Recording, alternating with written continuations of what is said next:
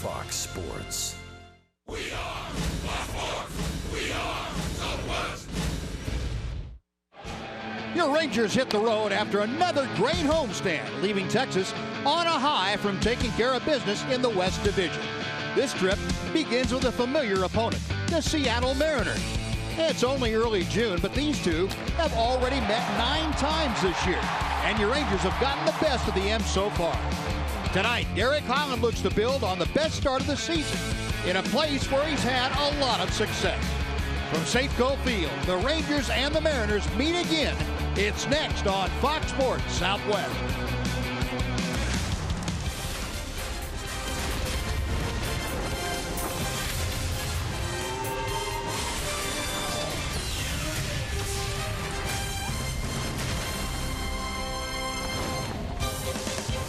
Texas Rangers baseball is presented by AT&T High-Speed Internet.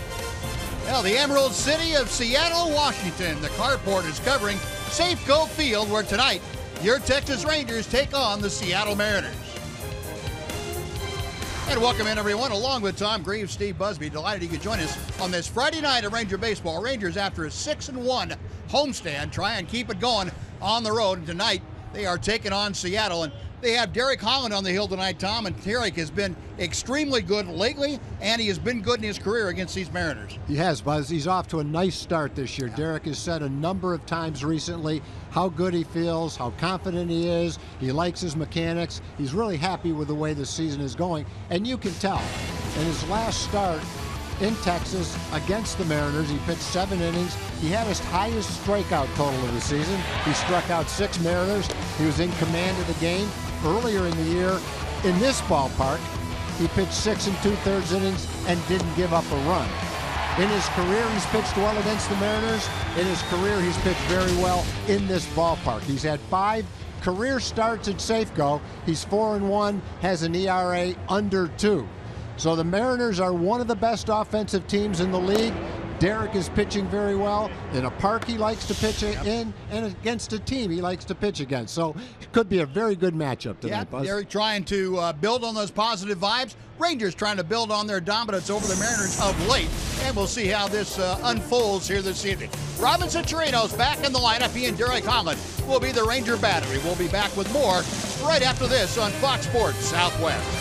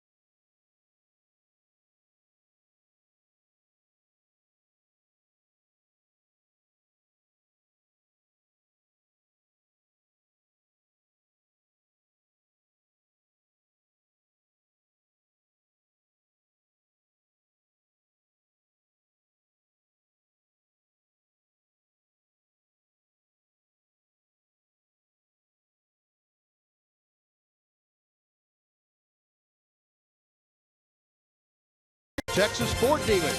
Visit your local Texas Ford dealer today for incredible deals and see why Ford is the best in Texas. Buy AT&T high-speed internet. Get a deal worth talking about. Get high-speed internet from AT&T. And by Southwest Airlines. Transparency, low fares, nothing to hide.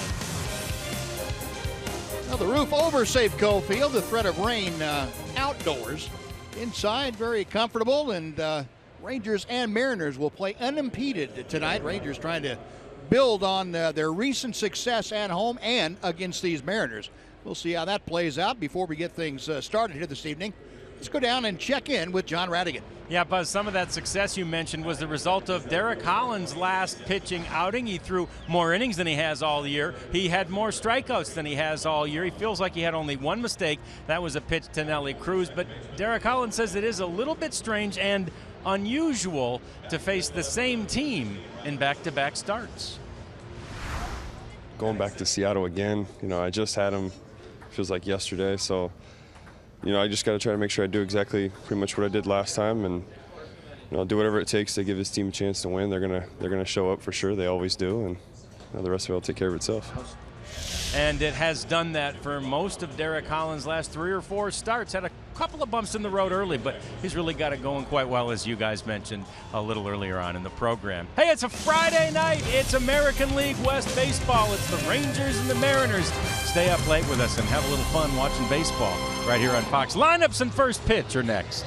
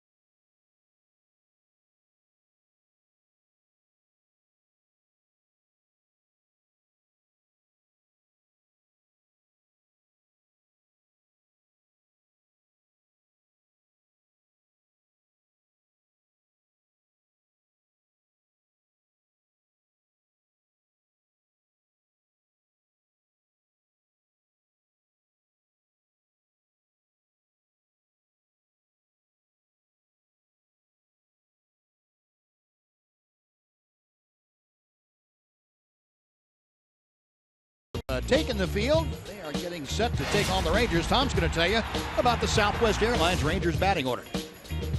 Rangers will start with Jurickson Profar. He'll play third base in place of Adrian Beltre tonight. Ian Desmond is in center field. Nomar Mazara is in the third spot of the lineup.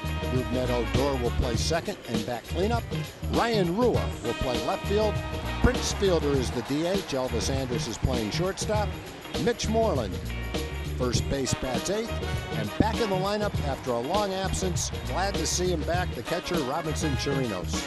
Yeah, nice to see Robbie back in the lineup and catching tonight for Derek Holland. And that Ranger lineup going to face the 35-year-old right-hander Hisashi Iwakuma. And, Iwakuma, very familiar figure for the Mariners, a fastball splitter and a curveball. He's been tough on the Rangers, despite being 0-2 this year. He has, in 18 innings, only allowed 6 earned runs to them. Rangers need to make him, again, get the ball up in the strike zone. You start swinging his stuff down out of the strike zone, it's going to be a very long night if you're a hitter, or a short night depending on how quickly you make those swings. So Iwakuma coming into play here this evening on the hill for the Seattle Mariners. And Jurickson Profar stepping in. We are underway, and ball one inside to Profar. Jurickson, a career best 12-game hitting streak coming into play tonight. This is 13th leadoff assignment for the Rangers. He has gone 7 for 12 starting ball games off for him. That is phenomenal. Takes that for a strike. It's 1-1.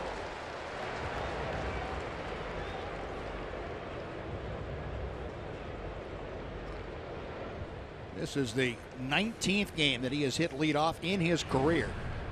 And he has at least one hit in all 18 previous starts.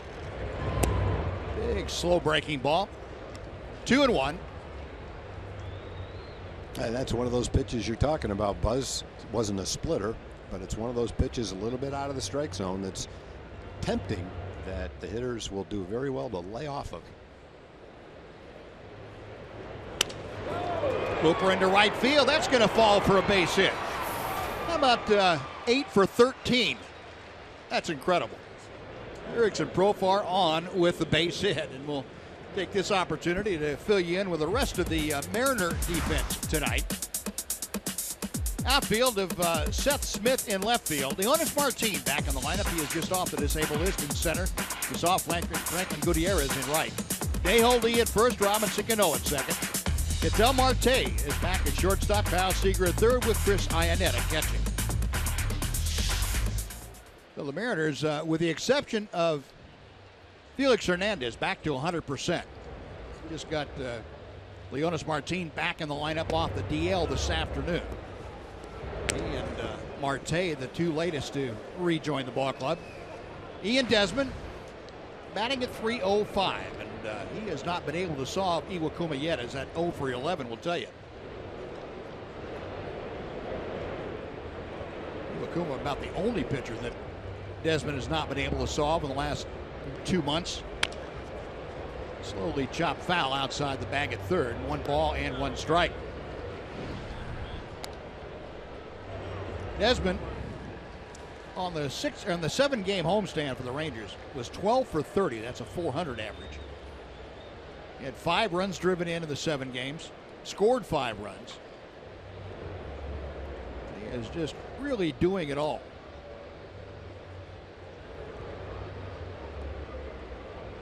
A ball and a strike to him.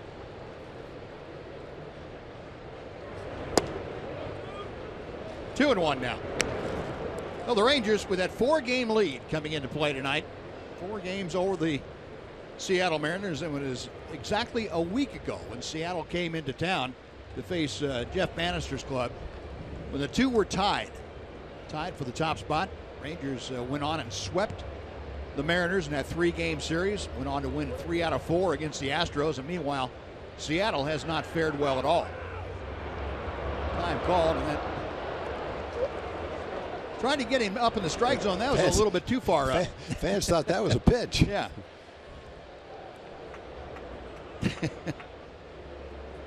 Adrian Beltre might be slowed by a hamstring, but it has not slowed him down. He got getting on Felix Hernandez. He spotted his buddy over there in the other dugout.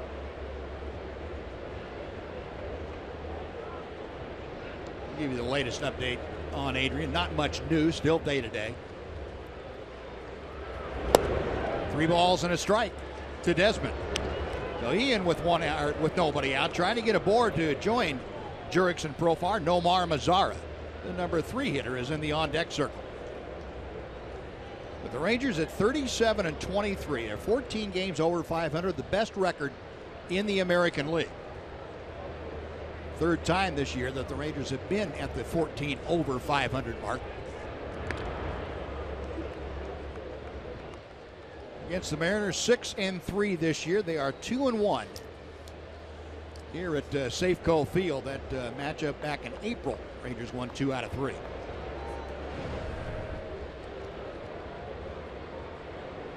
Iwakuma, a glance over his left shoulder at Profar at first.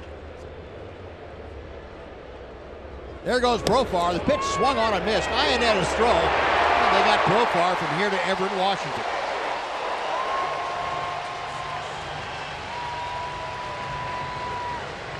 Yeah, that's one where you anticipate that Iwakuma will throw a strike. He doesn't walk many.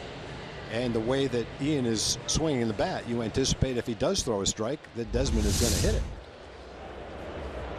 Iwakuma threw the high fastball, got the swing and a miss, and then Ionetta's throw is perfect and an easy out at second base. Well, the caught stealing one away now, and the 3-2 pitch on the way to Desmond. Got him swinging. Iwakuma coming back with strikes on 3-1 and 3-2 for the strikeout. 2 away, and Mazzara coming up. Yeah, 2 pitches completely turn around the complexion of an inning. Have a man on first, nobody out, 3-1 count. Hottest hitter at the plate, and 2 pitches later, there's 2 outs. Good turnaround for Iwakuma. Well, base is empty now, and Nomar Mazzara with the American League AL rookie leading 28 RBI. That 320 mark, good for 7th in the American League overall. And he lines one down the right field line. That's going to be in for a base hit. Gutierrez gets the ball back in, and Mazzara now with a 9-game hitting streak. That extends his career best.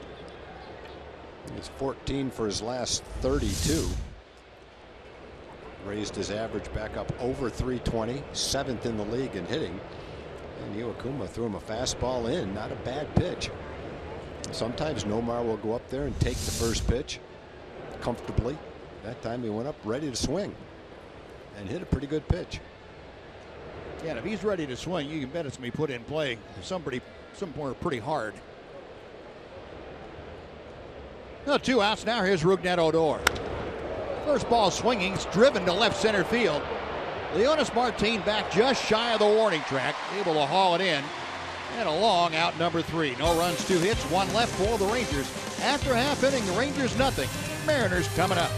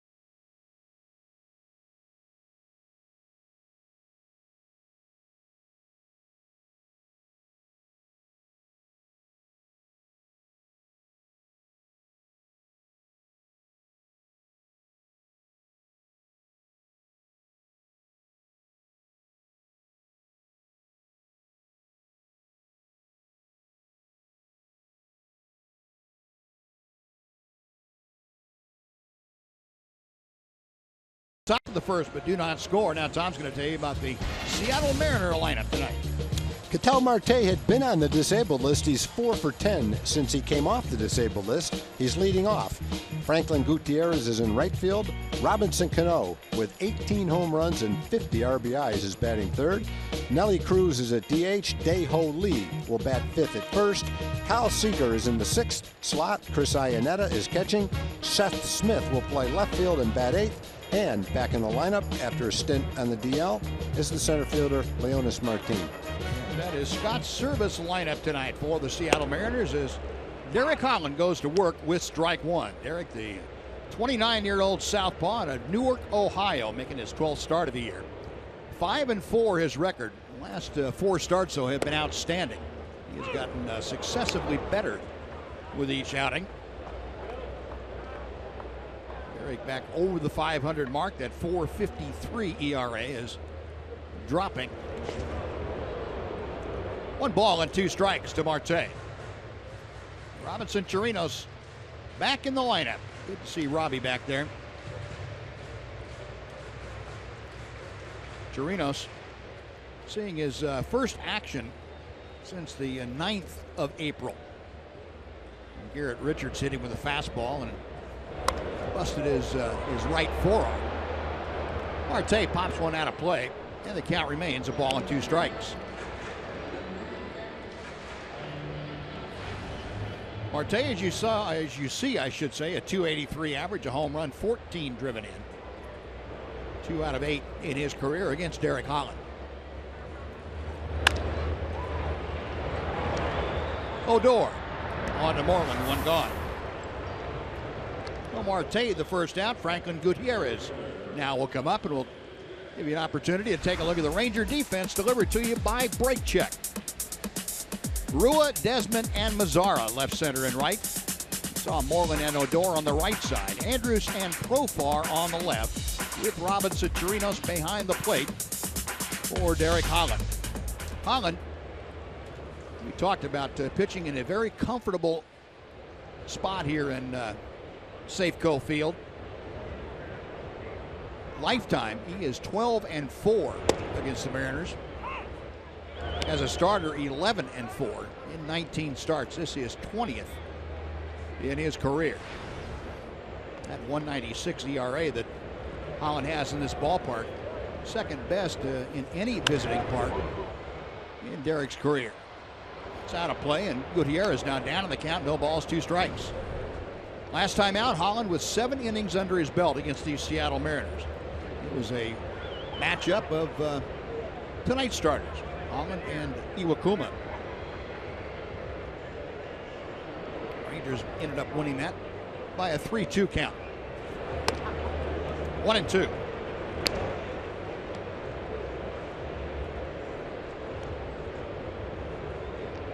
Gutierrez, second most, or third most, I should say, at bats on the Mariner club against Holland. It was 26 of them. That evens the count to him. 5 for 26. One of those 5, a home run.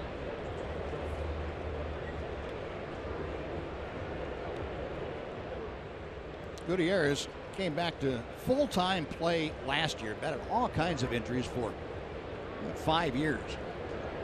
When he got back in, he came back with a vengeance. Hit 15 home runs in just about half the season. And back now, and swinging the bat well against predominantly left-handed pitching. Yeah, he's gotten a little bit bigger and a little bit stronger. He hit a ball 473 feet in Cincinnati for the 3rd longest home run of the season. So he's got some pop now. It's this one way up in the air. That's hang time. And camping under it, Ian Desmond, yeah. That's kind of what we're talking. It takes power to hit a ball 375 feet that high in the air. Yeah, it's up there for 9 seconds or whatever it was. I have to have Kelly Donaldson give us the hang time on that one.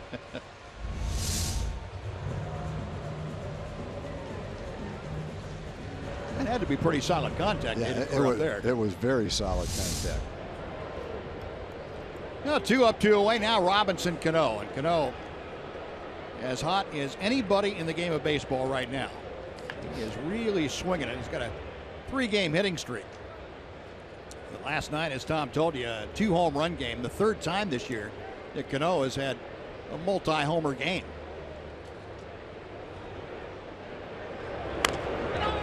Tapped it right off the end of the bat, just foul for strike 1. Cano over the years has given Holland fits too. He's hit .372 against Derek, 16 for 43. Couple of home runs. And in fact, Cano, the last left-handed hitter that hit a home run off Holland. That was last September. Kelly estimates it was in the air 6.6 seconds. That's a pretty good estimate. Sure it wasn't 6.55? No, I'm pretty sure it was 6.6. And a very easy 1-2-3 inning for Derek Holland as Moreland takes it to the bag. And that'll do it. A 13-pitch first inning. 1-2-3 and gone are the Mariners. No score after one.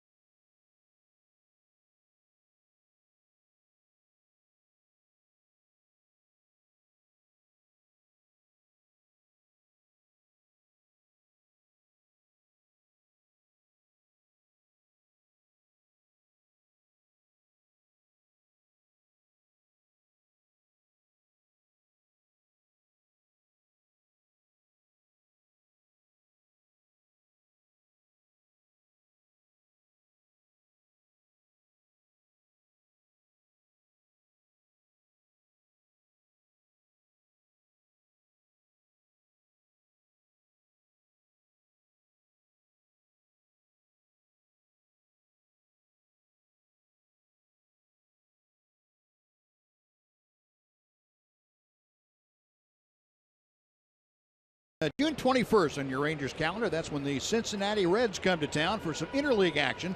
The first 15,000 fans at the ballpark will receive a Rangers yearbook. And the yearbook includes player profiles plus pictures of your Rangers from their youth league baseball days. Get your tickets for June 21st. Log on TexasRangers.com or call 972-RANGERS. You talk about some hang time. That thing was higher than the one that Gutierrez hit. Wasn't in the air as long because it didn't go as far, but that's another ball. You can't hit a ball that high unless you hit it right on the good part of the bat. Well, Ryan Rua, the first out here in the Rangers second. Now Prince Fielder will come up.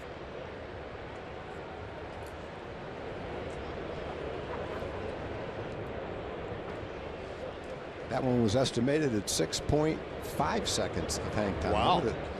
I would have thought it had to go a little farther to have that much hang time. Up there, boy. Oh, I thought it was going to hit the roof.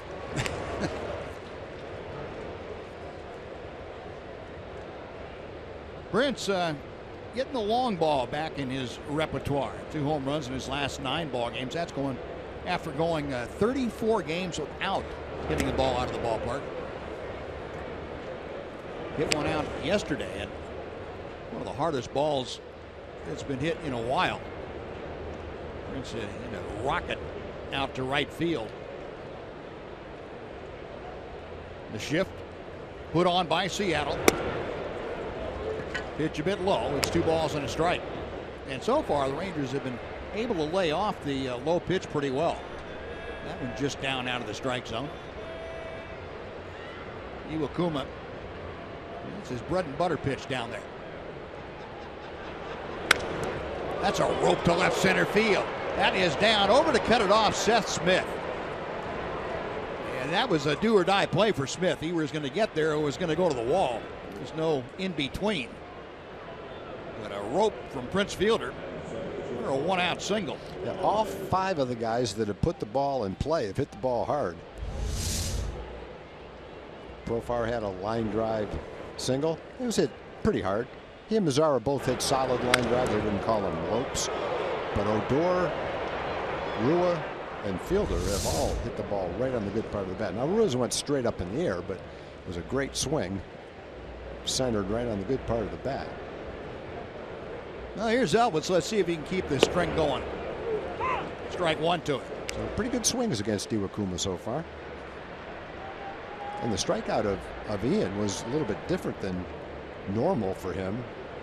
Behind in the count 3-1, he threw 2 high fastballs. It's not generally the way he gets his strikeouts. Usually he finesses the hitters with pitches out of the strike zone. Inside, it gets away from Iannetta all the way to the backstop. And Fielder will advance 90 feet. He's now in scoring position with just 1 out. It's going to be scored a pass ball on Chris Iannetta. See what happened here. A little too much movement on that ball. Exactly. Thought it was going to be somewhere near the inside part of the plate. That thing just kept on going. You know, guys like Iwakuma and Yu Darvish is the same too. You'll put the signal down for a fastball, and all of a sudden they'll throw one that moves a lot more than you would anticipate. And they can't tell you it's coming. That's the movement on that pitch was unusual. Yeah. Check swing, 1-2. Our TXU Energy Power player to watch. That man on your screen right there, Elvis Andrus. 400 average and 7 runs scored in 7 games this season against the Mariners.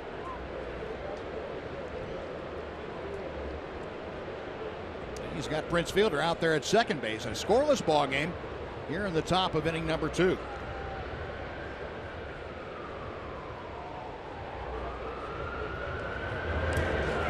Check swing, he went around, and that is going to be strike 3. Jordan Baker, the home plate umpire, making the call, and Elvis is gone. That's the second strikeout by Iwakuma. That'll bring up Mitch Moreland. No, Jordan Baker was sure of the call. He did not ask for help at first base, so he was pretty confident that with his view from behind the plate, Elvis swung. It's probably far enough, but it was not an easy call, that's for sure.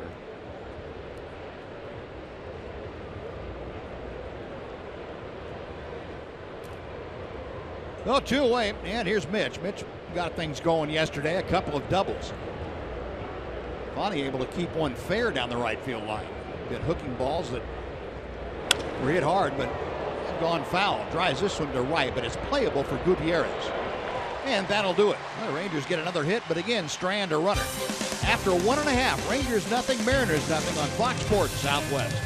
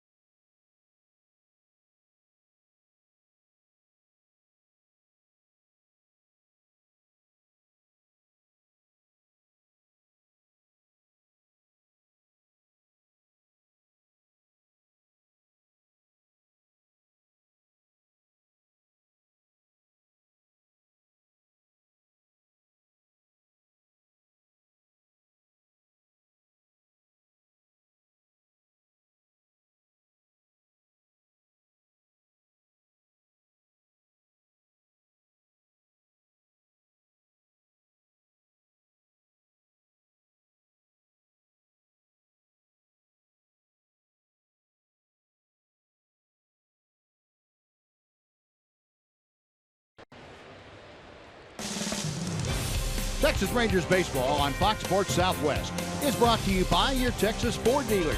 Visit your local Texas Ford dealer today for incredible deals and see why Ford is the best in Texas.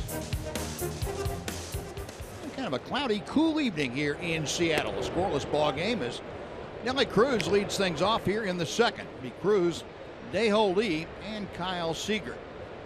Derek Holland worked a 1-2-3 first inning. This is with a breaking ball, 2-0. Now, the only problem that Derek had in that last outing on Sunday against these Mariners, Nelly Cruz got a pitch out over the plate and drove it out of the ballpark. 2-run home run, accounting for both Seattle runs. 2-1. Cruz second on the team with both home runs and RBI. 15 home runs, 43 driven in. That home run Sunday, his second career long ball off of Derek Holland.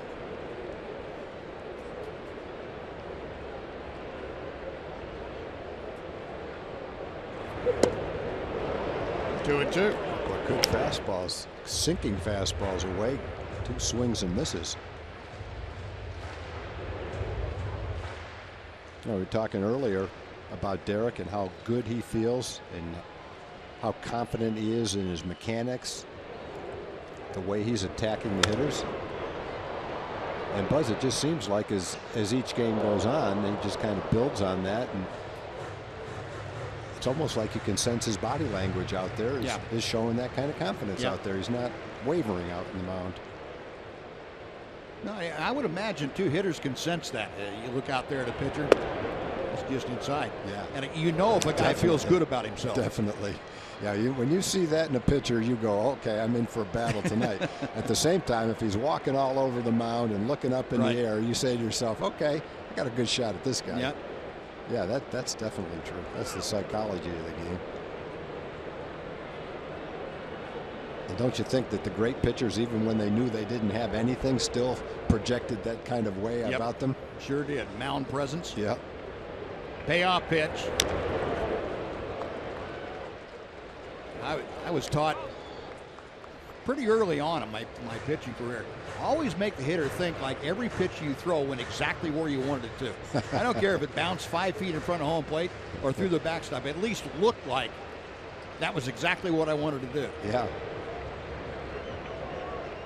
Of course, you throw some pitches, hitters just laugh at you when you look like that, but it's all right. It's okay. They don't know what you're thinking. Sharply hit, but gobbled up by Elvis. 1 gone. That ground ball, and remember last year here, Nelly Cruz won a ball game in April. Hit the hardest ball we had seen at that point, 119 miles an hour.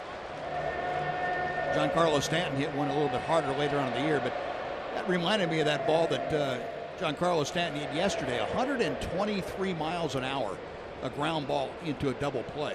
Oh, man. That is some kind of smoked ground ball. Well, Giancarlo Stanton is he's been struggling too. He's hitting under 200, striking out an enormous amount of time. And the Marlins, who aren't known for their spending ways, are sitting on a $300+ million contract too. That expires, I think, the year before forever. And with Yelich and Ozuna, their 2 other young outfielders having great years. It's kind of surprising that Stanton's the one that struggled. I guess it points out the precariousness of long-term contracts in sports. I'll say. You know, you can't win either way. If you don't give it and you lose the player, you lose your fans. Yeah. And if you give it and the player doesn't live up to it, then your fans say you were dumb for doing it in the first place. You lose your fans. The only way you can hit is give the contract and watch the guy prosper. Yep. Dae-Ho Lee with a count of 2 balls and 2 strikes. Now full count. So Holland, after having a 13-pitch first inning, has now used 13 pitches to get to this point in the second with 1 out. Payoff pitch. Ball is blasted in left center field. Back at the wall, and that ball is gone. Dae-Ho Lee, a long home run, and the Mariners lead 1-0.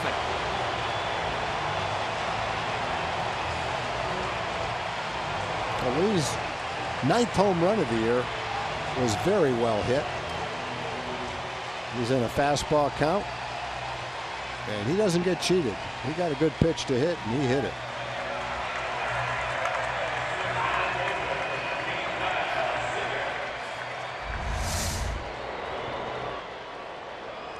Didn't quite get it in like he wanted to.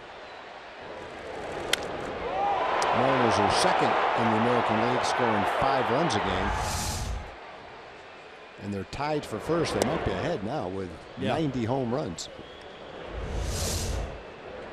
There it goes to left center field. Ian goes up just in case it's close enough, but it's a couple rows back. Popular place to watch a game out there, it appears, in Seattle. Kyle Seager takes the pitch outside. 2 balls and no strikes. Well, Dae-Ho Lee with his 9th home run of the year, and he's still under 100 at bats this year. It's a little bit low and inside. 3-0 to Seager. Kyle Seager at 283, 10 home runs and 40 RBI. He is one of the 3 Mariner hitters with 40 or more RBI. He and Cruz and Cano. And the pitch outside, ball 4. So the home run followed up by a 4-pitch walk to Kyle Seager. Chris Iannetta will be next.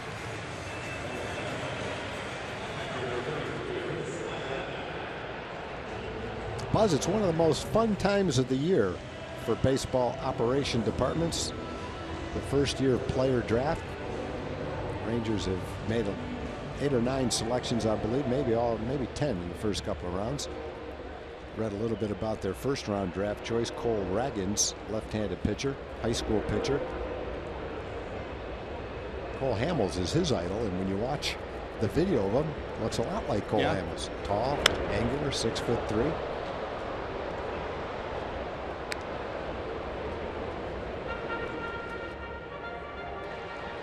That's kind of a tease for John Radigan, who's going to have a little bit more on that. He was reading your mind. He was. Put that stuff together. He was. Second pick was a high school pitcher, tall, angular kid, Alex Spees, I guess you would say his name. Huge fastball. Now, I'm not talking about these guys like I've seen them before or know them. I'm just talking about I read it in the paper. So. And the third one was a high school third baseman, Cole Enright. I believe he was from Florida. Rangers have a little bit of a history with a high school third baseman from Florida, drafted in the 3rd round. If you go back far enough, that was Dean Palmer. Yeah. And if Cole Enright turns out to be anything like Dean Palmer, that'll be a tremendous pick. Good luck to all those kids and all the rest of them that are drafted today, yesterday, today, and tomorrow.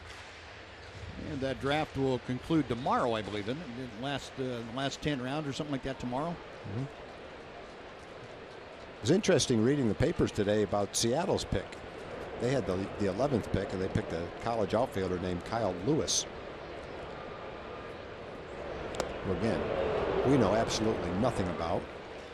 But listening to the Seattle people talk, they were ecstatic that he was there with the 11th pick. They had him ranked as their 2nd or 3rd best player in the whole draft, and did not expect him to be there when they picked at 11. So we'll see how he turns out as well. Well, Derek Collin gets his first strikeout of the night as Chris Iannetta.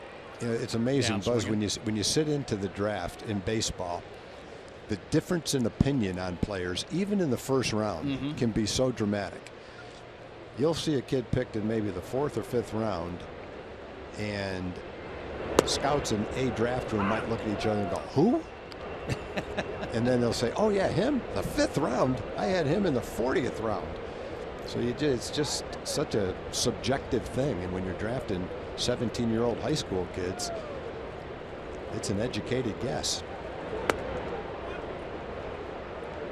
Well, if you put 7 or 8 scouts in a room watching one guy, they'll come away with 7 or 8 different opinions on him because they're looking for different things. Yeah, that's true. And that's what the good scouting directors do. They solicit the information. They have a lot of people see the top guys, and then they get all the opinions, and then they have to pull the trigger on the one that sounds the best. Seth Smith up there taking the pitch just off the outside corner. 2 balls and a strike. Kyle Seager at first base, 2 outs. A run across here on Dae-Ho Lee's home run in the 2nd inning.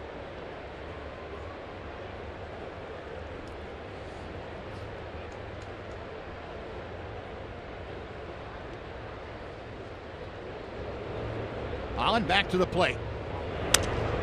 And And Smith moves one to left field. Rua coming on, slides and comes up with it. Nice play by Ryan Rua. Went into that slide and cradled it on his left side. So that'll do it. Dae-Ho Lee, though, with his 9th home run of the year, gets the Mariners on the board. They strand a runner. On to the third we go in Seattle. The Mariners leading the Rangers 1-0.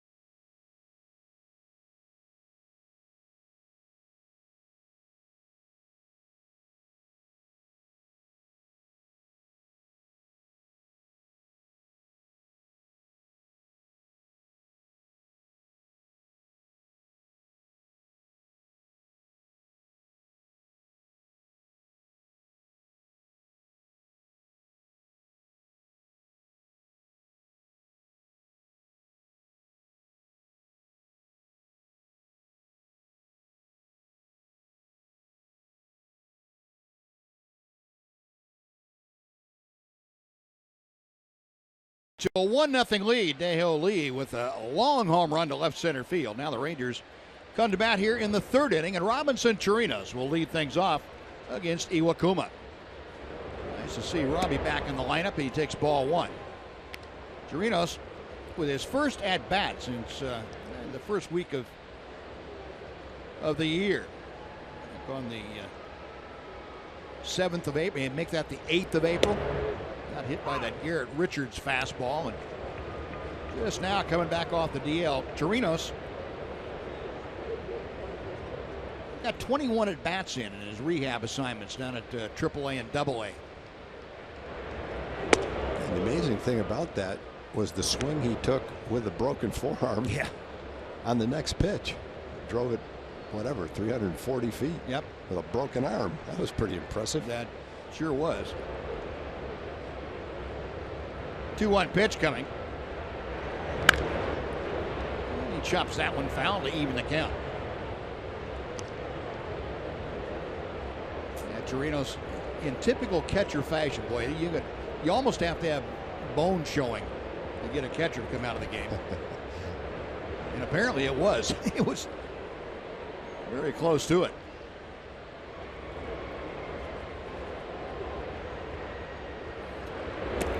Three and 2.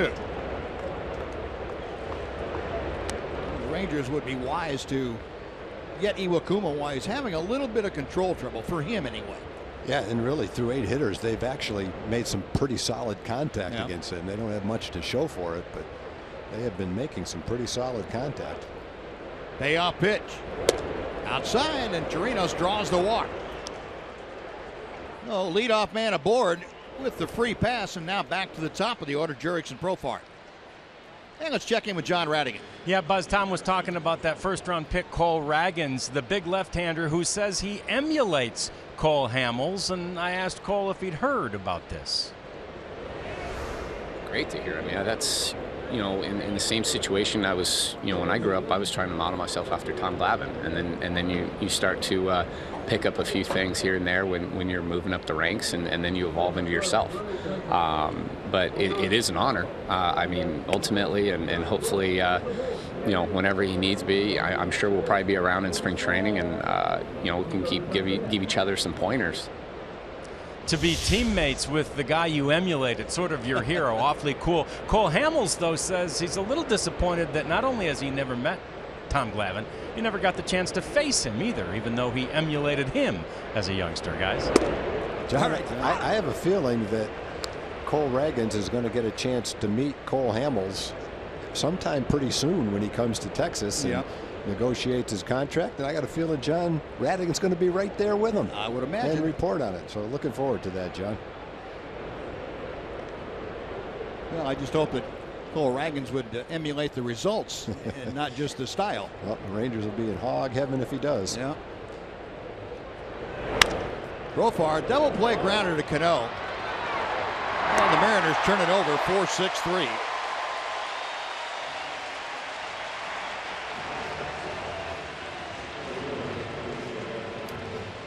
Two gone. Ian Desmond coming up. But first of all, we're going to send it back to our studios and Dana Larson with a Chevy game break.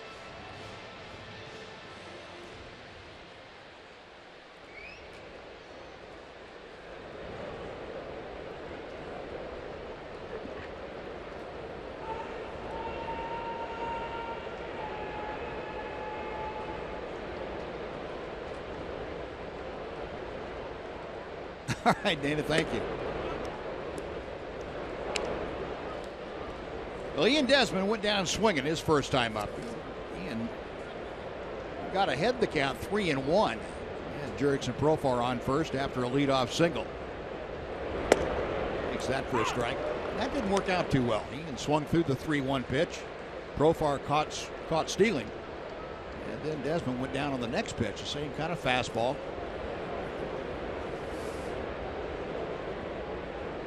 1-1 here. Now 2-1.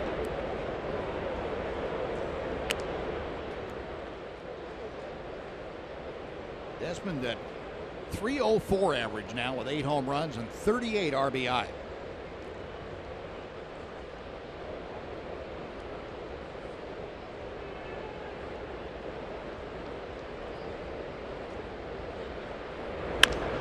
Hit well to left field. Stopping and looking up, Seth Smith. Goodbye. That was a rope. That smashed off the scoreboard. He struck Ian out the first time up with 2 fastballs, 2 high fastballs. And that time he hung a splitter right down the middle of the plate. And man, that thing got out of here in a hurry. Well, we've seen some hang time tonight on outs. There was no hang time on that, Buzz. None.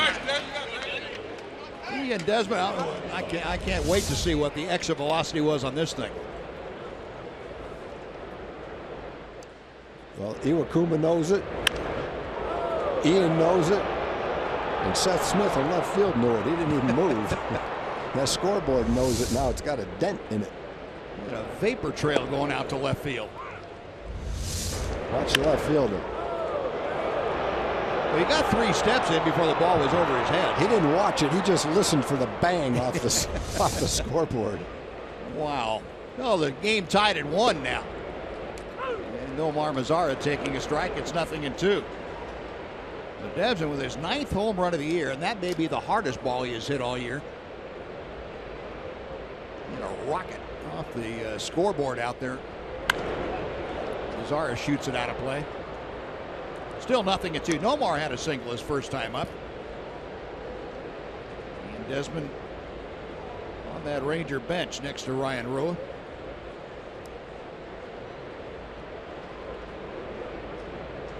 For the Rangers now 66 home runs as a team this year. 1-2.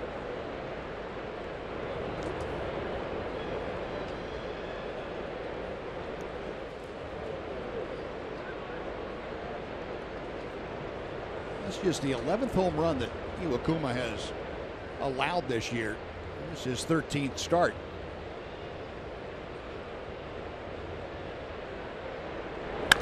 That ball's ripped to right. That's going to be in for extra bases. Gutierrez has to go into the corner to dig it out. Mazara 2 for 2. And the Rangers are hanging out some ropes. Yeah, the Rangers have had 5 hits in this game. A couple other balls that were hit on the good part of the bat. They only have scored 1 run. but I don't know that they've had 2 2/3 innings against Iwakuma where they've hit the ball any harder than this. Probably have. They faced him a lot, but right now, Iwakuma's lucky to only have given up 1 run. We mentioned Iwakuma had 18 innings in his first 3 starts against the Rangers this year. Gave up a total of 28 hits in the 8. No, not 28.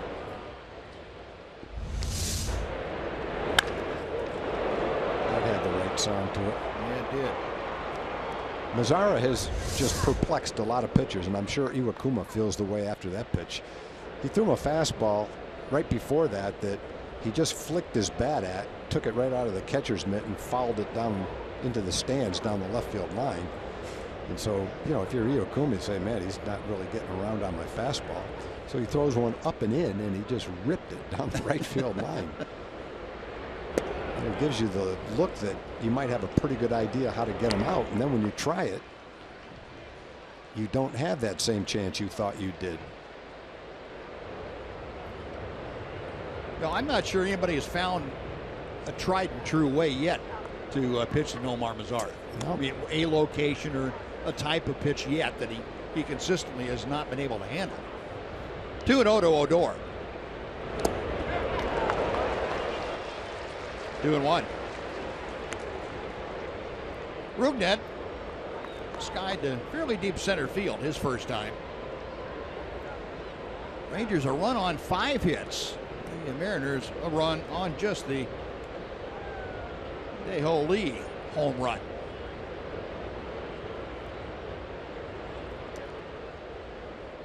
Iwakuma a check of second.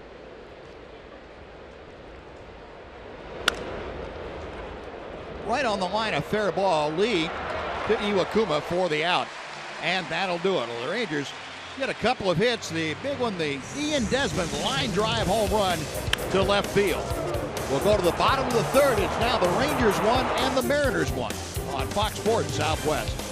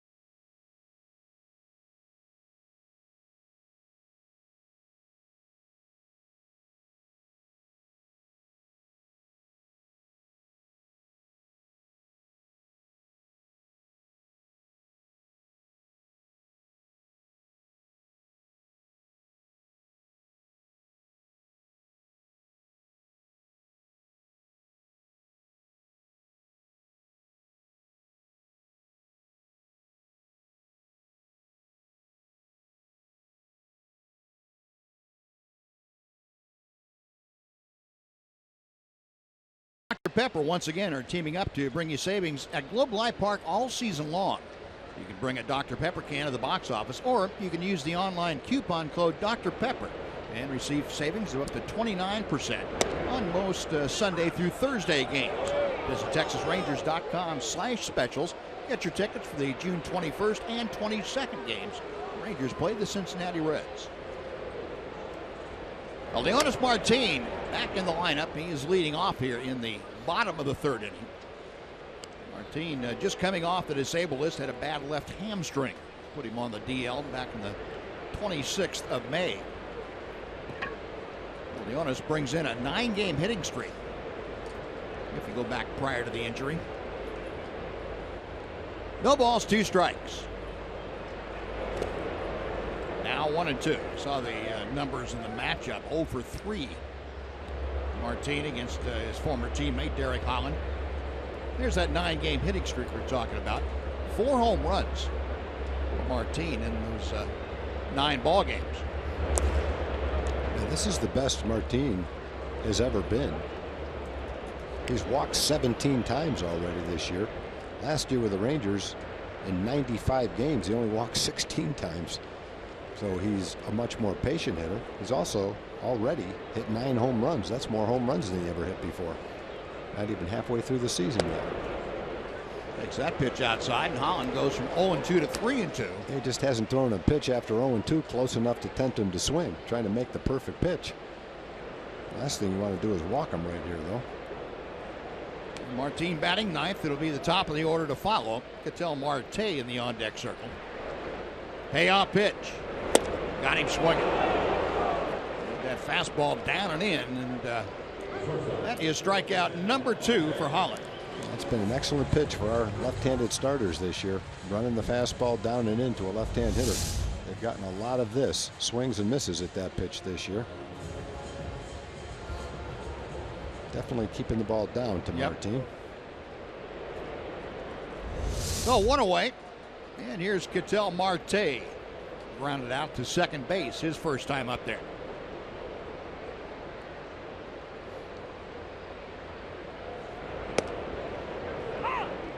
A strike to the switch hitting shortstop.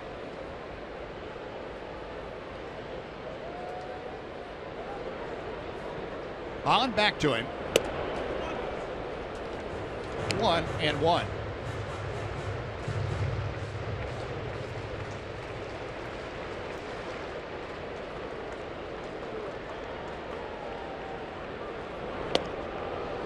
Off speed, and Marte out in front of it. 1 ball, 2 strikes.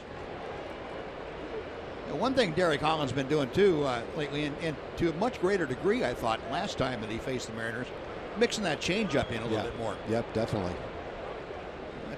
That had been a great pitch when Derek Holland got to the big leagues, and kind of got away from it for a while. He's using that more and becoming much more of a 3-pitch pitcher.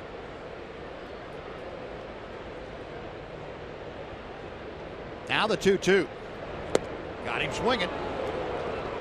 Back-to-back punch-outs. Good slider, good changeup in that at bat. And Derek's last start in Texas against Seattle, he won 3-2. Beat Iwakuma, as a matter of fact. 7 innings, 3 hits, gave up the 2-run homer to Nelly Cruz, but struck out 6. That's the most strikeouts he's had in an outing.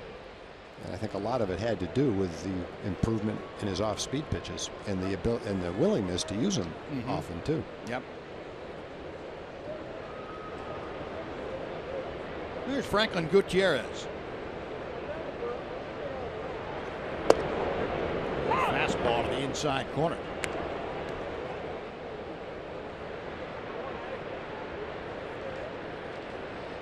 Gutierrez, a fly ball to center. His first time up there. Holland again. Painting that inside corner. Gutierrez looking back questioningly at Jordan Baker, the home plate umpire. Jordan, they just don't feel like strikes, man. Now you say that to an umpire, would he have a comeback for you? Well, they felt like it to me, and that's all that counts, kid. Foul. In the old days, before you had the ability to check the pitches like you can now with the Fox tracks, you say that to an umpire, and some of them might have said, well, I'll tell you what, son, you better swing at the next one in there, because that one's going to be a strike too. Yeah. Sometimes they didn't even say that. All they said is, you better swing at the next one, because even if it's not a strike, I might call it. A little bit different nowadays. Yeah. Ryan Blackney at first, and crew chief Harry Davis out there at second. Tim Timmons down the line at third. 1-2 pitch. Yeah, that part of it, and that was fun. You know, having umpires like that would go back and forth with you, and no malice at all between them. You know, it was just there was a certain amount of respect that was built in, players and umpires. You could have some fun with them sometimes. Well, there was few you couldn't, but you knew it ahead of time and you didn't try. Well, Derek Holland puts up a shutdown inning, and it's a 1-1 ball game. We finished 3 at Safeco Field. Mariners and Rangers deadlock.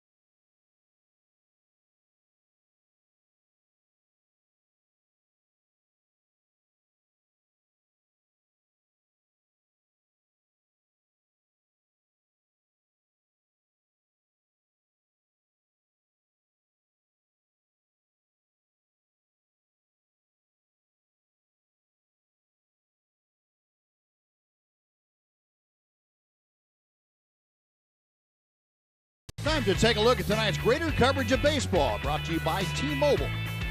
Garrett Cole left the ball game for the Pittsburgh Pirates during the third inning. Came out with a bad right tricep, tightened up on him. Will be re-examined tomorrow night and hopefully that's nothing bad for the Buccos. And how about Steven Strasburg? 10 strikeouts tonight against Philadelphia. Goes to 10-0 this season. First 10-game winner in the major leagues. He's not lost in the last 17 starts. Strasburg, after going through a couple of rough years injury-wise and production-wise, all of a sudden back to what Washington would hope he was going to be. Ryan Rua, who had a towering pop-out his first time up, leading things off for the Rangers here in the 4th inning. 1 ball and 2 strikes to it. Rua now with the average at 289, the 3 home runs, 12 driven in.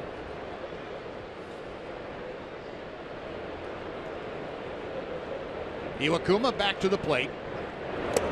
Keep swinging. Pretty good breaking ball. And that for Iwakuma, strikeout number 3. 1 away for Prince Fielder. Now talking about Hisashi Iwakuma, our Kubota power stats tonight. Give you some information about Iwakuma. Just 3.5 pitches, just barely over 3.5 pitches per batter faced. That's the second fewest in Major League Baseball this year. Phil Hughes with the Twins right at 3.5, the fewest. That's not outs, that's per hitter faced.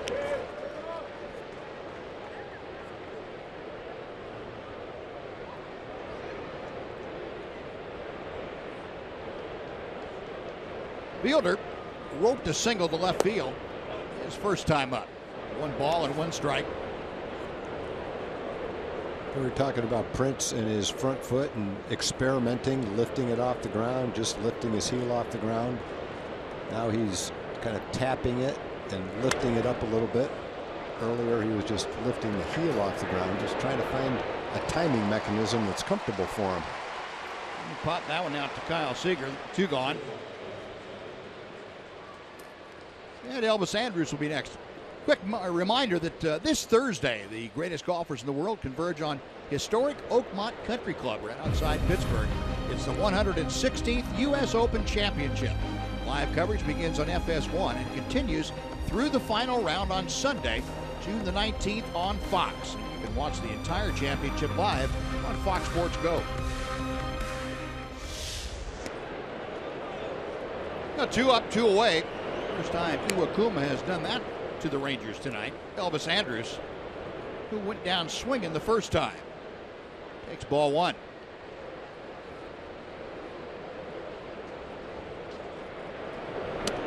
Elvis showing bunt. That had both cornermen, Seager and Lee, charging down the lines, but he took ball 2. Elvis back in a little downturn, one for his last 17 times to the plate.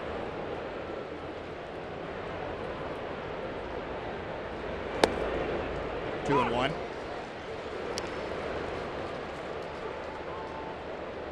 Average to start the night at 279. It's now down to 278. That's the lowest it's been since back in the early going in April. 3 and 1. Elvis trying to get bored with 2 outs here in the 4th inning. If he extends the inning, Mitch Moreland would get a shot at Iwakuma.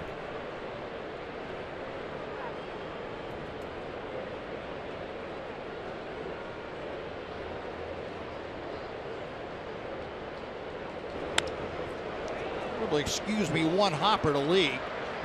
Iwakuma covering, and that'll do it. First time that Iwakuma has sent the Rangers down in order. After 3.5 in Seattle, it's the Rangers 1, the Mariners 1 on Fox Sports Southwest.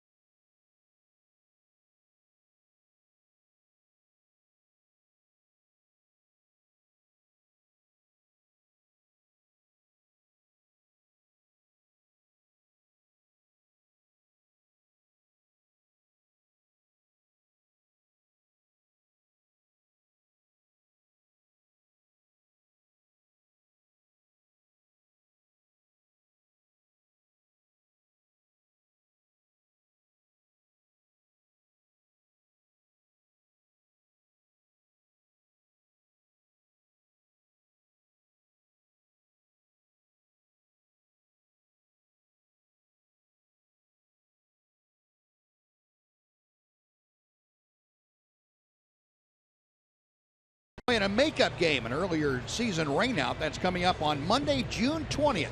It's the first day of summer, and what better way to start your summer off than to come on out to Globe Life Park and watch that makeup game Monday night on June 20th. Great seats still available.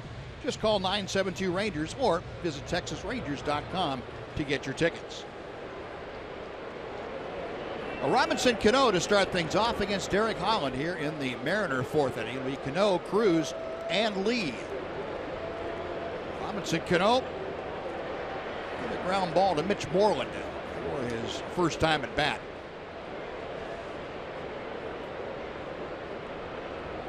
Rangers shading Cano around to the right, but not in an overshift.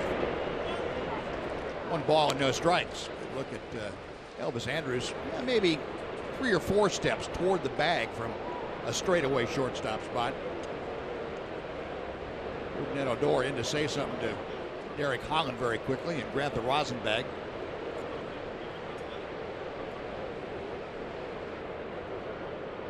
Cano, a 297 average as he steps in.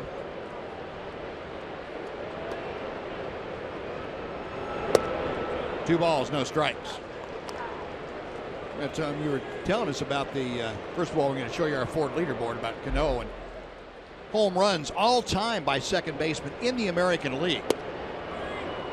Cano with 2 home runs in last night, now 246 as a second baseman. That ties him with Joe Gordon for the all-time lead in the American League for home runs by a second sacker. 3-0 pitch right down the middle. They had a note in the media notes for the Mariners. Not sure if you mentioned this just now or not, Buzz, but he's one of 6 players to have at least 1,000 runs and 1,000 RBIs through his first 12 years in the big leagues. It looks like he's getting better as those 12 years go by. Having his huge power season this year, 18 home runs and 50 runs driven in. And he draws the leadoff walk. So Holland puts the leadoff man aboard here in the 4th inning, his second walk of the night. And it brings up Nelson Cruz.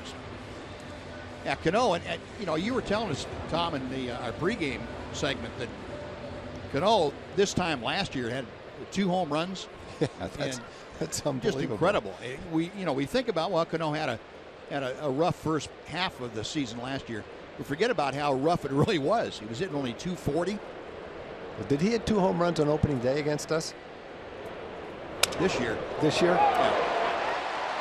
So this year he had 2 home runs on opening day, and he hit 2 home runs last night.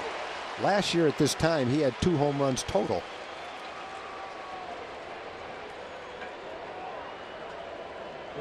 And the numbers for Cano that we were showing you, this is from the pregame that we had. Yeah, they're the numbers. A year ago, 240 average, 40 or 54 or 58 points lower. RBI 19 to 50 this year. On base plus slugging 853 and 612 last year. I'd say that's a significant difference for sure. And people here in Seattle will tell you it was just a little past this time last year that Edgar Martinez became the hitting coach for the Mariners. That can't be a coincidence. I don't think so. Well, 2 on, nobody out. Here's Dae-Ho Lee taking strike 1. Lee launched a long home run to left center field his first time up. Lee now 9 home runs, 21 RBIs. Got Cano at second. Nelson Cruz at first. And Derek Holland tried to get a ground ball at an infielder. Rangers this year have turned more double play grounders, 73 of them, than anybody in baseball. They've turned 82 double plays, but 73 of them the ground ball variety. 1-1. Another blast to left center field. Desmond is back. That ball is gone. Dae-Ho Lee with his second home run of the night. It is Dae-Ho Lee 4 and the Rangers 1.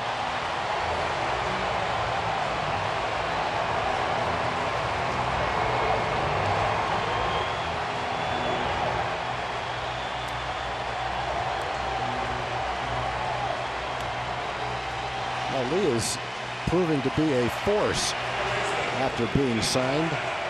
Last year, 31 home runs, 98 driven in Japan. And that one was probably not the location Derek was shooting for. He's trying to throw that ball down and in. Something other than a fastball, but it can be other than a fastball even if you're looking for a fastball. And if it hangs up there, it doesn't really matter whether you were looking for it or not.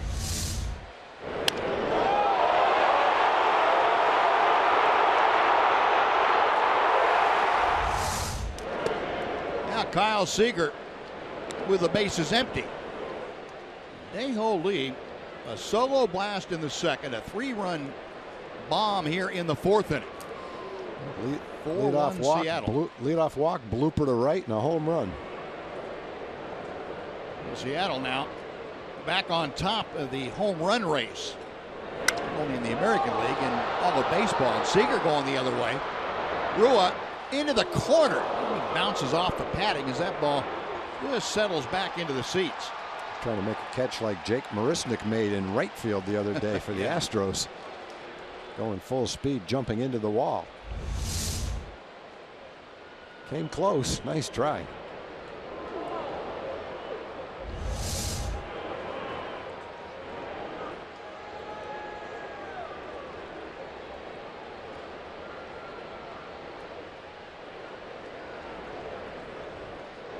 Point umpire Jordan Baker taking his time. Jeff Bannister wanted to give his replay crew, Bobby Jones and Adam Brenner, a chance to look at that replay on the foul ball to see if a fan might have interfered with a catchable ball.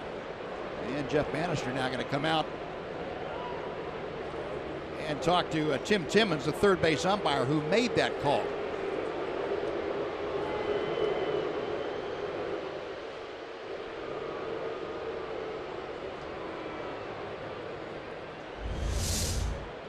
Show you the only angles we have.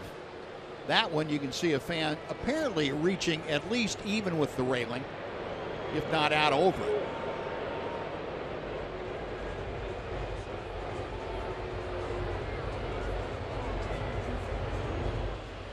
Yeah, it definitely looked like he did reach over. It was going to be a tough catch on the run like that, but it looked like the fan did reach out over the fence. The fans are perfectly welcome to catch any ball that goes into the stands, but they can't reach out over the playing field and interfere with a ball that is catchable.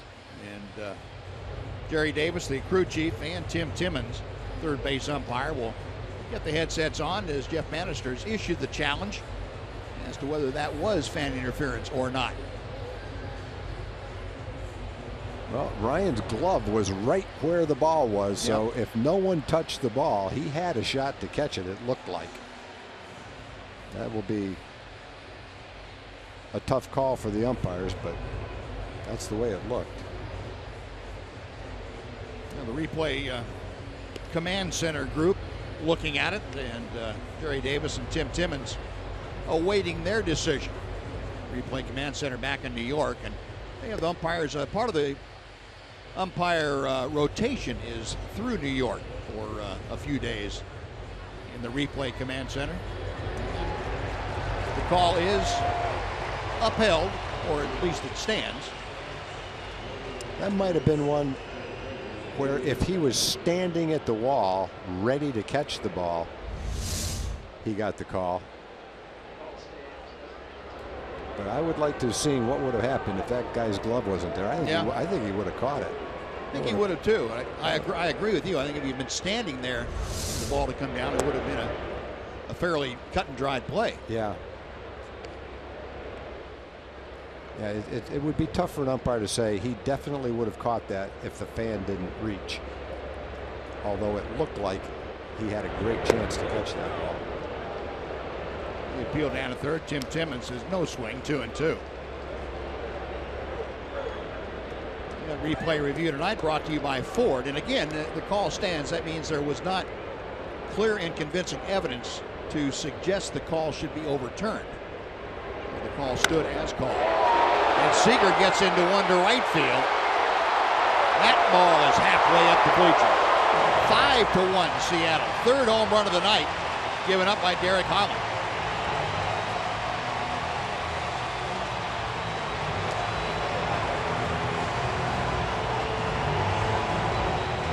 Kyle Seager with his 11th home run of the season.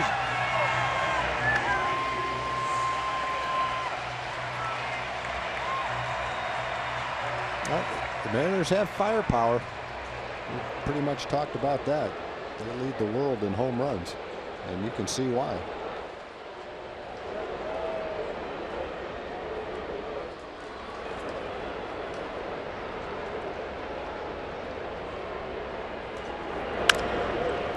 Chris Iannetta, the two-hopper out to Rougned Odor. There is out number one. So a walk, a single, a three-run home run, and a solo home run.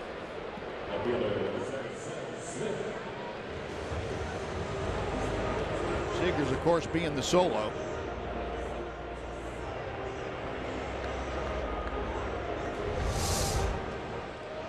This year, Derek Holland came into the ballgame with left-handed hitters batting just .214 without an extra base hit against him. Well, that's kind of changed a little bit tonight as Kyle Seager, a left-handed hitter, is taken in deep. Seth Smith now, the left fielder, takes ball one. The home run by Seager, only the second home run in the last 140 plus plate appearances for a left-hand hitter. Cano hit the last one.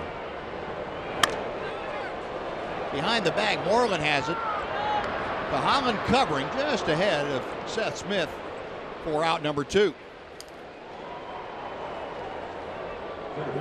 Good job by Moreland and giving him a feed that Holland could catch and then find the bag on his way to first. 2 gone. Leonis Martin will come back to the plate.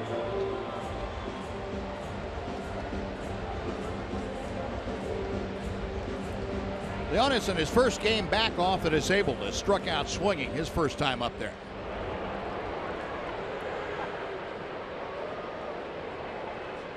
There's now 5 runs on 4 hits tonight. 3 of those 4 hits have left the ballpark.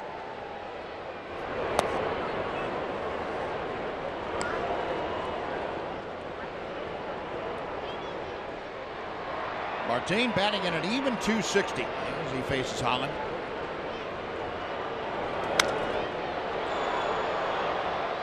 Rua ambling in to make the catch, and that will do it. But Mariners strike for 4 runs on 2 hits, both of them home runs. Nobody left after 4. It's now Seattle 5, Texas 1.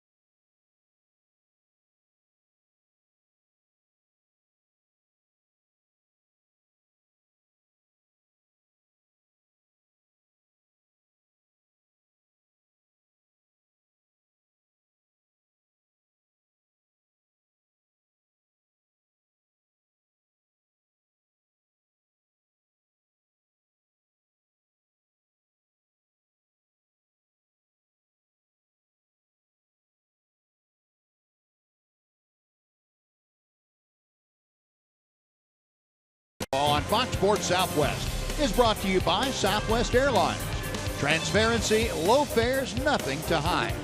And by Mazda. In every car we make, you'll see why driving matters. Gloomy skies overhead here in Seattle. A little bit of a gloom over the Ranger dugout as they come to bat here in the top of the 5th inning, trailing now 5-1. Mitch Moreland will start things off. Robinson, Chirinos, Jurickson, Profar to follow. Iwakuma drops in a soft breaking ball for strike 1. Moreland a fly ball to right, his first time up.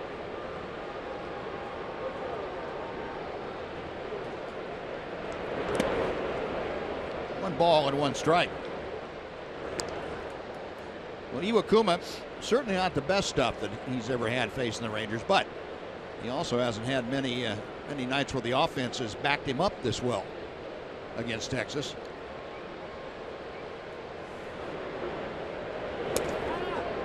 In at the shoe tops of Mitch, it's 2-1. The Rangers still with 5 at bats left to get him. See if they can't get something going here.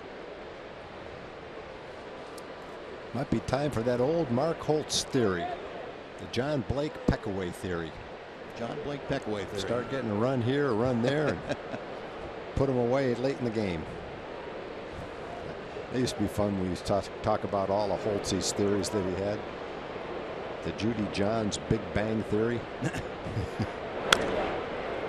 Fans were writing in suggesting their own theories for Holtze back then. I had a guy at a Rotary Club luncheon one time ask a serious question after I talked, and he said, Tom, you talk about these theories. Could you explain in a little greater detail the John Blake Peckaway theory? Like there was really something to it. 2-2 pitch. But that was Holtze's way of getting his friends and his buddies into the game. He wanted everybody to be part of Ranger baseball. And John Blake was his buddy. He wanted him to be talked about. Judy Johns was one of the assistants in the front office. Wanted her to be talked about. Dan Shimmick was our traveling secretary. Called him the people mover. And they would say what time we were going to arrive in the next city, according to Dan Shimmick, the people mover. Seager takes care of that pop-up. Orland retired, 1 gone for Robinson Chirinos.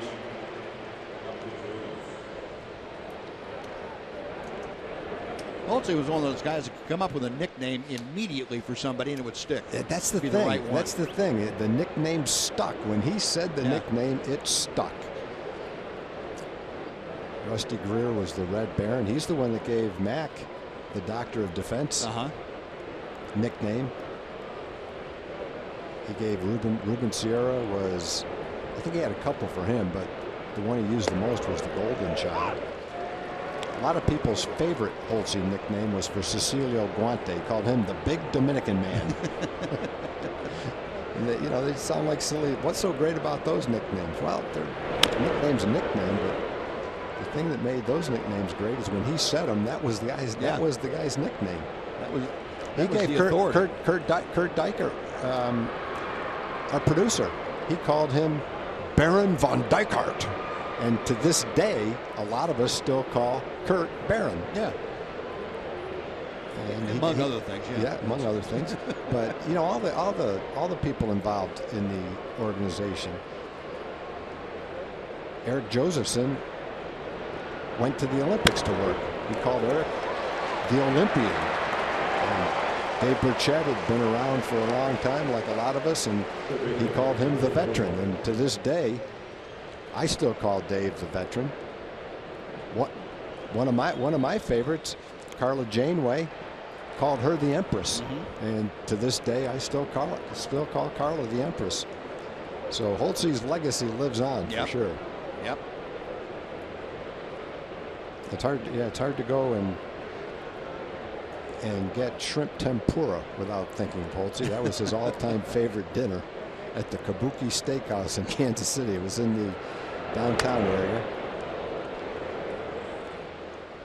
So we used to call Holtze one of his favorite nicknames for himself. He didn't give it to him. We did, was Mr. Kabuki, because he liked the Kabuki Steakhouse so much. He wouldn't get steak, he'd get the shrimp tempura. He'd be upset if everyone didn't order the same thing he did, because he wanted everybody to enjoy the meal just as much as he did. He said, Tag, you're never going to be regarded as a good broadcaster until you learn how to eat like one. And some of his favorite meals happened in the press dining room. They weren't necessarily culinary delights, but to him they were. It was part of the experience at the ballpark. No one loved it more than he did. Marte across the diamond. All of a sudden now, Iwakuma has retired 7 straight. We played half the ball game here in Seattle with the Mariners leading the Rangers 5-1 on Fox Sports Southwest.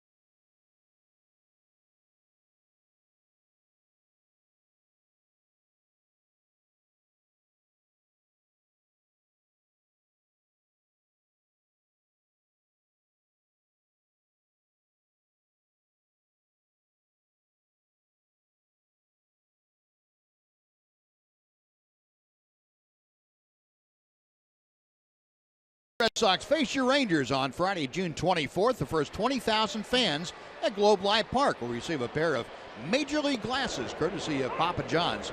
You can stick around after the game for a baseball movie-themed fireworks show. Find your tickets at TexasRangers.com, or you can call 972-RANGERS if you prefer. Well, the Mariners on the top end of a 5-1 score, leading the Rangers to the top of the order. Ketel Marte facing Derek Holland. Marte tonight has grounded out and struck out. Holland with the 3 strikeouts to his credit. And Marte lofts a fly ball to left, right at Ryan Rua. That is out number 1. And before Franklin Gutierrez steps in, we're going to send it back to Dana Larson for a Chevy game break.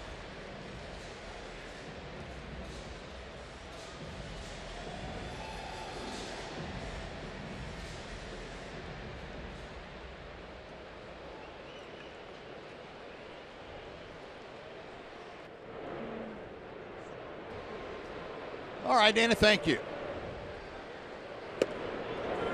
Eric Holland just missing outside a bit for ball 1. Gutierrez has fly to center and grounded out.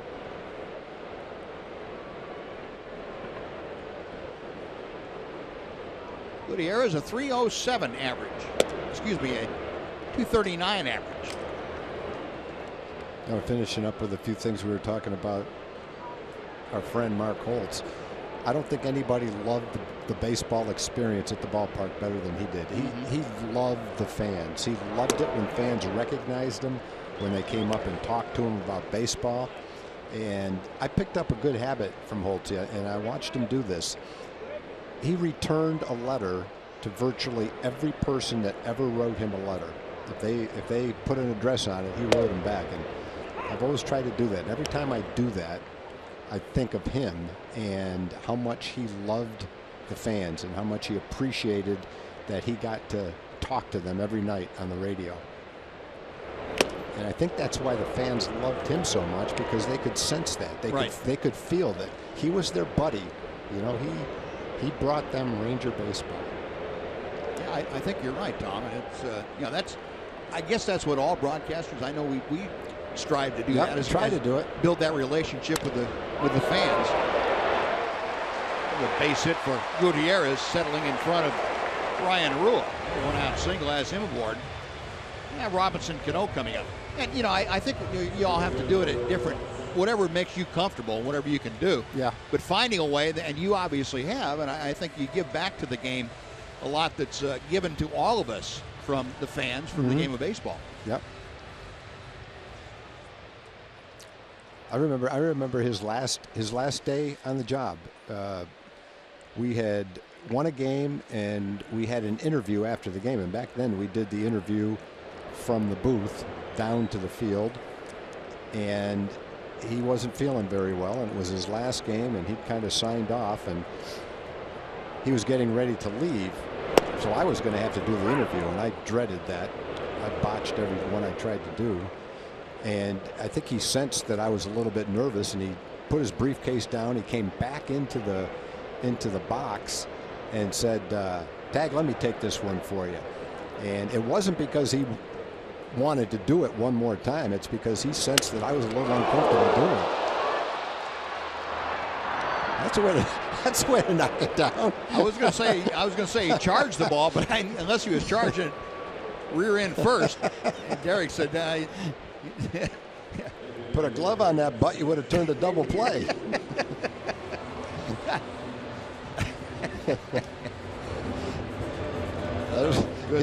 He just, I don't blame him for turning his back. That got it right in the wallet.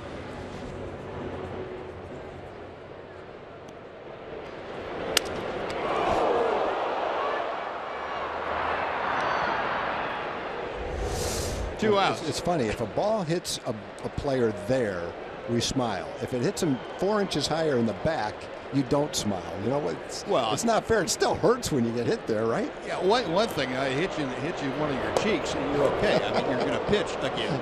Hit you in the back, they might bring out a stretcher for you. That's true.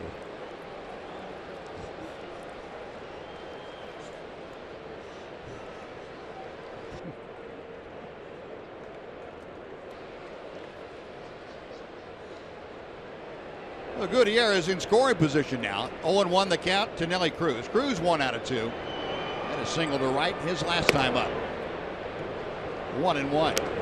Yeah, you're right though. It's the same line drive. It's just a matter of a few inches. And to a certain degree, the poor umpires in that. If an umpire gets hit by a line drive in the knee, I won't say people will laugh, but the fans will react much differently than they would if it hit a player in the knee, which isn't right. Unless, of course, he just made a bad call against your team, then you got every right to do that. 2-1. Just goes to show you the old adage: there's no fair in baseball. No. Want fair, you have to go down first week in September or so. Down to Fair Park. Or last week in September, whenever it is. 2-1 to Cruz. 2 outs.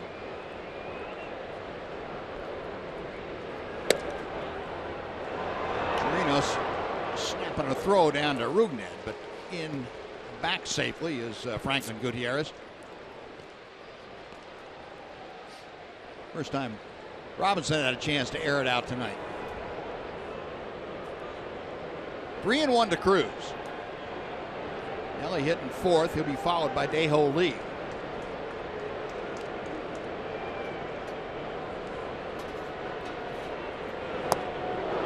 Looks up and off. And Nelly a big swing and a miss. 3-2.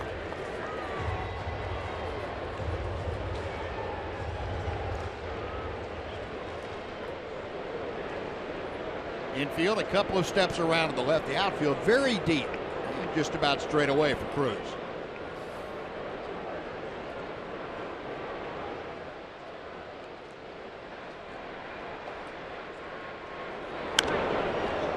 Pop foul, back into the seats. We will try the 3-2 pitch again.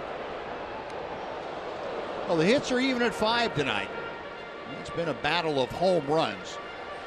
Mariners have thus far out-homered the Rangers 3-1. That has accounted for all 5 runs.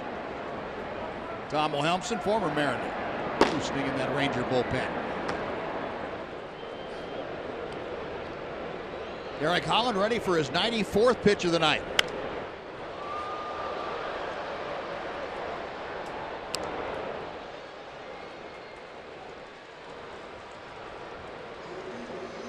Derek Holland, this is the most runs he has given up in a game since back on the 10th of May against the White Sox. Gave up 5 in that game.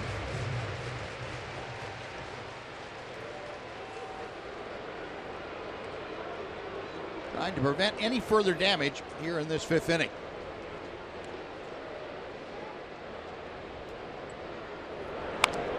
A cue shot down to Moreland. He will take it to the bag himself, and that'll do it. No runs a hit, 1 man left. After 5 complete, it's the Mariners 5, the Rangers 1 on Fox Sports Southwest.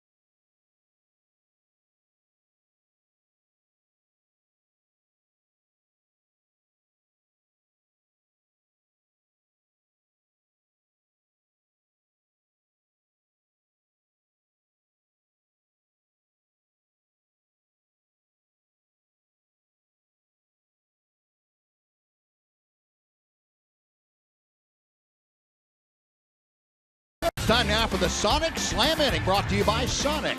Tonight's jackpot is worth $1,200 and dinner for two at Sonic Drive-In. If a Ranger hits a home run during this inning, Jocelyn Smith from McKinney will win $1,200. And if a Ranger hits a grand slam, Jocelyn is in line to win $25,000. You can register at any participating Sonic or restaurant. Well, Ian Desmond will lead it off, and Desmond left the ballpark with one his last time up. The line is 9th home run of the year off the scoreboard, about 60 feet beyond the wall in left field. Ian, home run number 9, RBI number 39. 1 ball and 1 strike.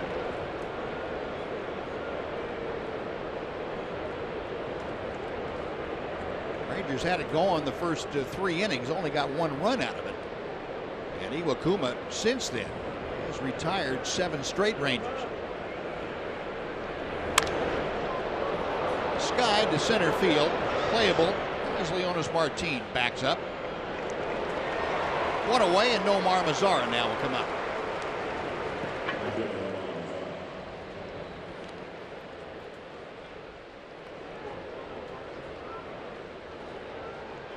Iwakuma proving the old adage in baseball that good pitchers, if you have a chance early, you better get them. Yeah, for sure. Because if you don't, they have a chance to settle down, and they can cut off those opportunities rather quickly. Nomar Mazara's had a good night, 2 for 2, a single and a double.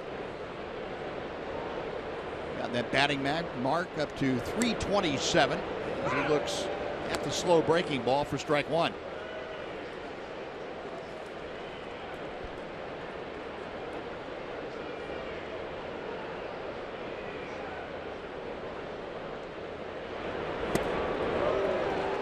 Like the splitter down and out of the strike zone. 0-2.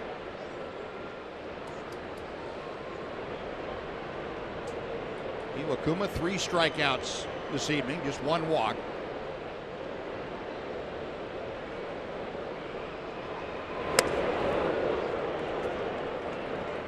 A ball and 2 strikes. I mentioned for Iwakuma, this is his 4th outing this year against the Rangers. Last time out in the rematch, or in the match, I should say, on last Sunday, he went 7 innings. Allowed 3 runs, only 1 of them earned as he faced off with Derek Holland. Lead underhanding to Iwakuma covering. That's out number 2. So Mazara retired for the first time tonight. Now Iwakuma will face Rougned Odor.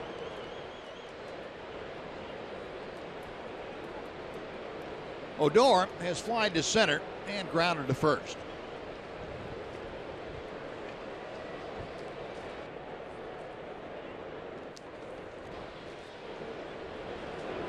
Rougned for the 2nd straight day now batting cleanup.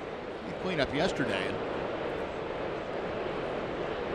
Rangers had a note that Odor, he homered yesterday, became one of the only 5 Rangers in franchise history to homer as both a leadoff man and a cleanup hitter in the same season. That's interesting. Not many guys have ever not only homered in those roles, but had those roles in the same season to begin with. Odubie McDowell was one of them. I was trying to think before I looked at the answer who they were. But I knew Odubie was one. Did Ruben ever lead off? Ruben Sierra never led off, and at least never homered. With a homer? Yeah. Toby Harrah. Toby, okay. Back in 1977. Odubie in 85. Rafael Palmeiro in 91. Wow. And Alfonso Soriano in 2005. Huh. And I didn't think of Soriano. No, I didn't think of him either. And I would never have remembered that Rafi led off in the game. 3 balls and a strike to Odor. That, according to Elias Sports Bureau.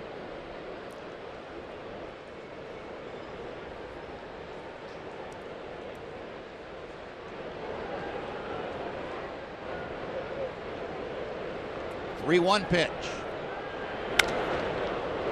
hit well to right field, but playable as Gutierrez stopped shy of the warning track. And that'll do it. Rangers have had a lot of those today. Yep. 10 straight now, set down by Iwakuma after 5.5. It remains the Mariners 5, the Rangers 1.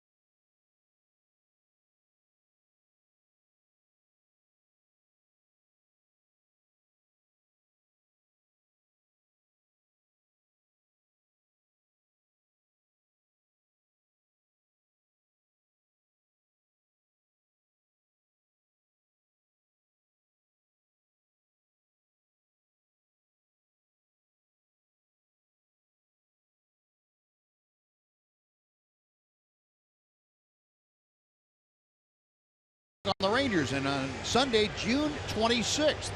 Red Sox and Rangers that day. It's also Bluebell Ice Cream Sunday.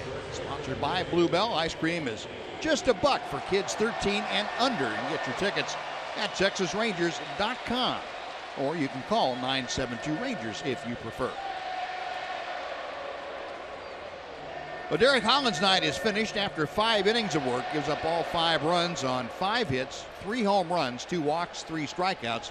Tom Wilhelmsen, the 32-year-old and former Mariner, has now come on to face his former team. Daeho Lee to start things off. Lee has homered twice tonight. A solo blast in the second, a 3-run bomb in the 4th inning. Lee now hitting .307 for the year with 10 home runs and 24 RBI as Wilhelmsen drops in the breaking ball. Last time we saw Tom on the mound was on Wednesday afternoon at home against Houston. Gave up a couple of runs in 2 innings of work.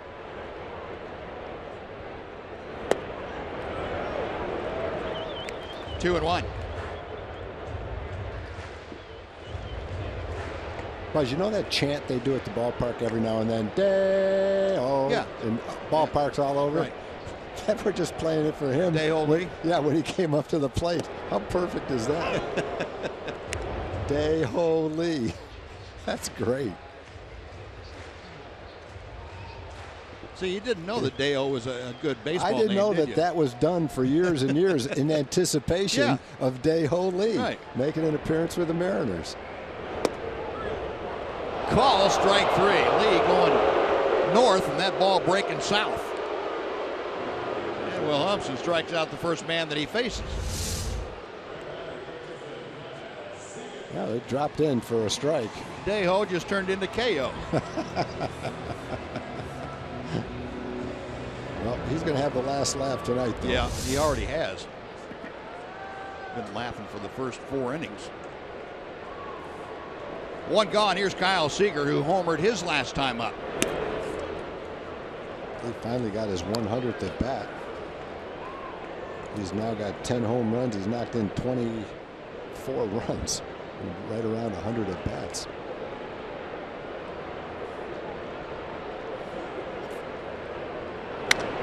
And Seager drives this one deep to left center field. Over is Desmond, and right behind Ryan Rua. He and Desmond makes the catch for out number 2.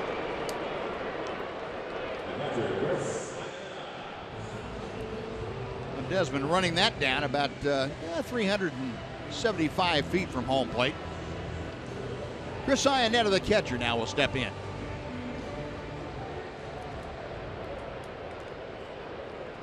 Iannetta 0 for 2 this evening. Eric Holland got him to ground out to second, also struck him out.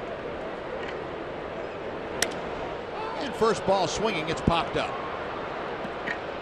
Mazzara behind, and Rougned Odor trying to make a one-hand catch, dropped it.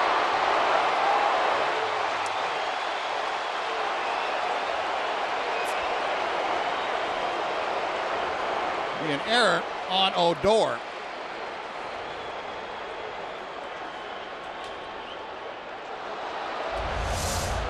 Rougned is pretty good on these kind of pop-ups, but not that one. Odor charged with his 6th error of the year.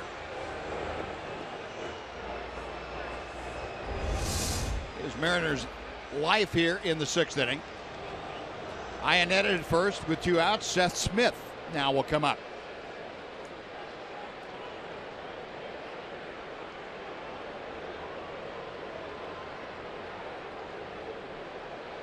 Smith tonight has flied to left field and grounded to first.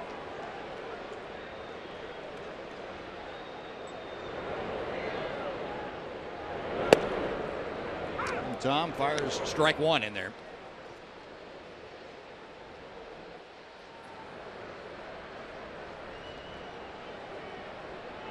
Tom Wilhelmsen's first outing of the year was against Seattle, the 2nd game of the season. Had that very forgettable day that did not retire a hitter. Gave up 5 runs, 4 hits, and a couple of home runs. Hit a batter.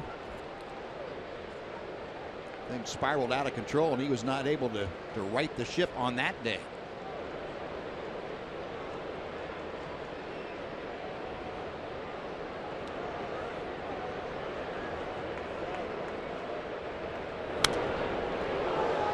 Get out of play.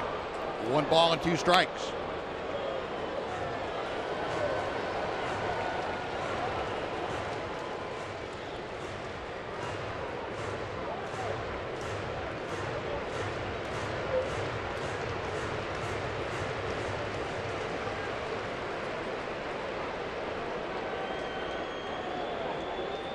Smith settling back in. Wilhelmsen with the sign. 2-2.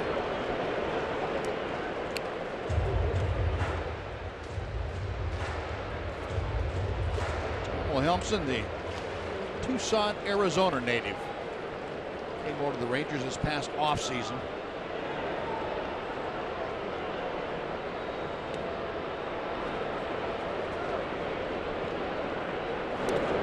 In the dirt.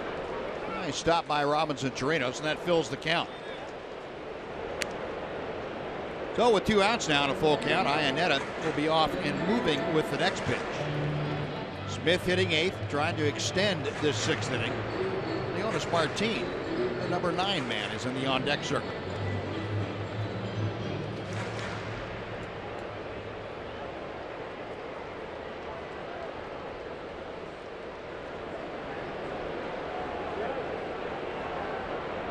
Wilhelmsen peering in for the sign. Yeah, he's set. Iannetta on the move, payoff pitch. We'll reset and try it again after the foul ball.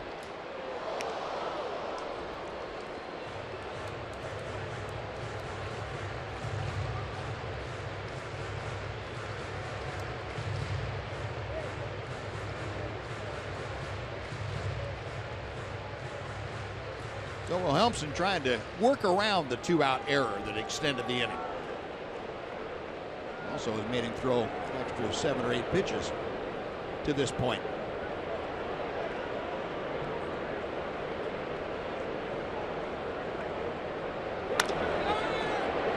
Orland backing up. On to Wilhelmsen covering, and that'll do it. So the error notwithstanding, a good clean inning for Tom Wilhelmsen. 1 man left aboard. On to the 7th we go, 5-1 Mariners.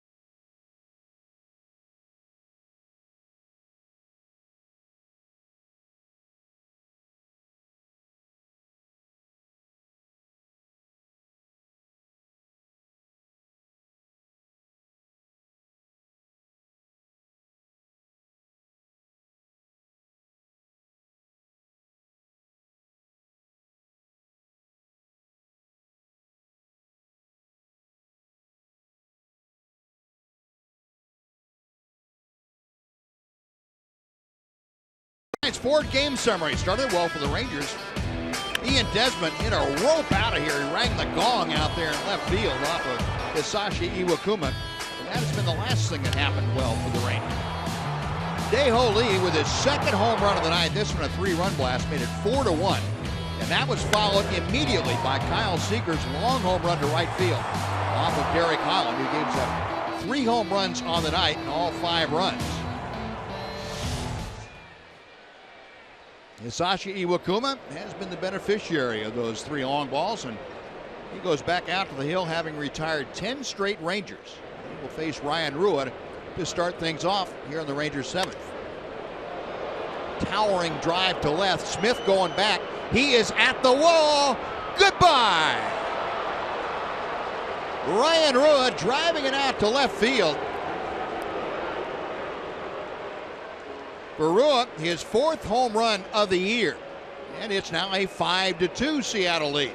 You know, Iwakuma's got a 5-2 lead, but watching this game, he's fortunate to have a 5-2 lead. There's been 5 or 6 balls hit hard that were just popped up enough to stay in the ballpark. There's another hanger right down the middle of the plate.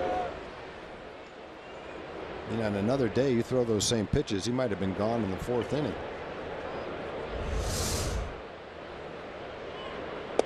Prince Fielder takes strike 1. I'm not used to the ball carrying like this at night here. No, I didn't think that had enough after the other ones. Well, Ryan had one early in the game where he popped up to the infield that he made the same kind of contact on. He just got underneath it slightly.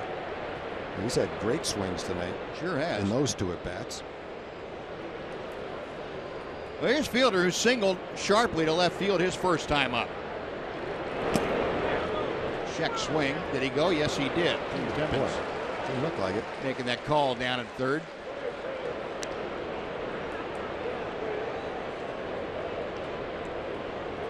Prince kind of a passive acceptance. 1 ball and 2 strikes.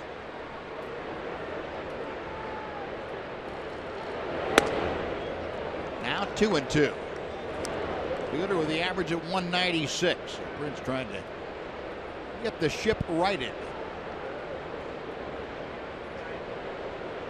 Here's the shift for the Mariners. Well around to the right side. The overshift.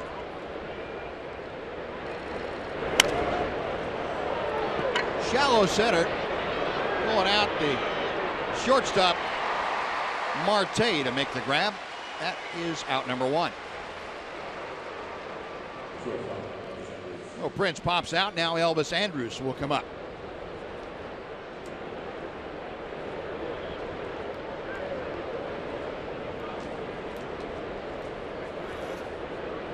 Elvis tonight has struck out and grounded to first base. 0 for 2.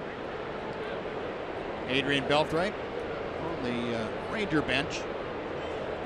A day-to-day proposition. Jeff Bannister saying today, and from his viewpoint, unless Adrian were ready to go 100%, he said he would rather wait until Monday to see Adrian back onto the field. But knowing Adrian, that's going to be hard to do. If Adrian feels that he can be back out there, it's pretty tough not to have your captain on the field.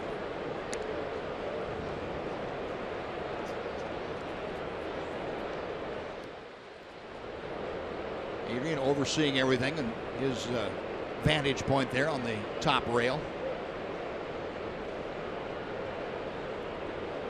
A ball and a strike to Elvis.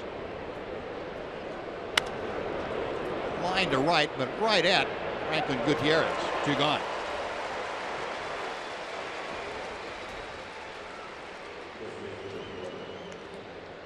Next will be Mitch Moreland.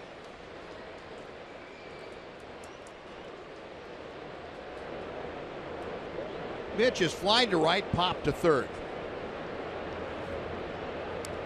0 for 2 tonight after having a 2-hit game yesterday, both doubles.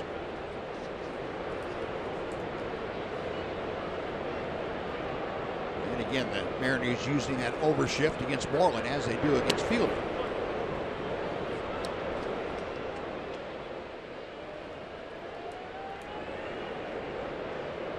And Kyle Seager playing in a position where if Moreland were to try and lay down a bunt, he would be able to get to it. That ball is ripped to right field.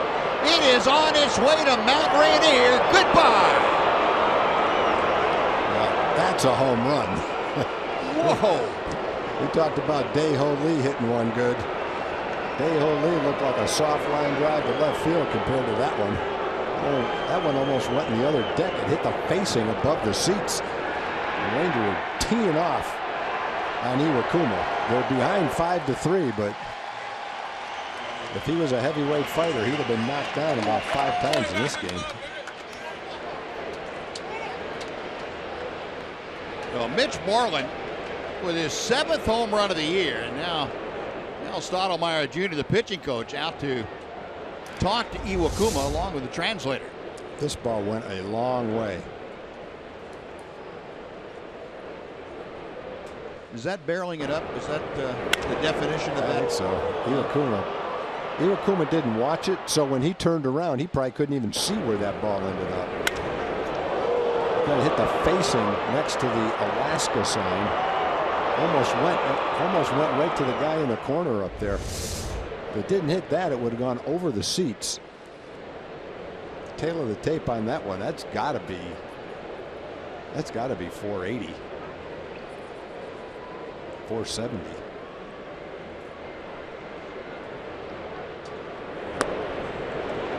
Well, I'm saying that's a $25 cab ride with inflation. Man. Yeah, and then he got caught for speeding on the way too. Got the vapor trail. Whoa. So it's a 5-3 ball game, and Robinson Chirinos pops it up. He timed that ball perfectly, had a good swing, just got underneath it.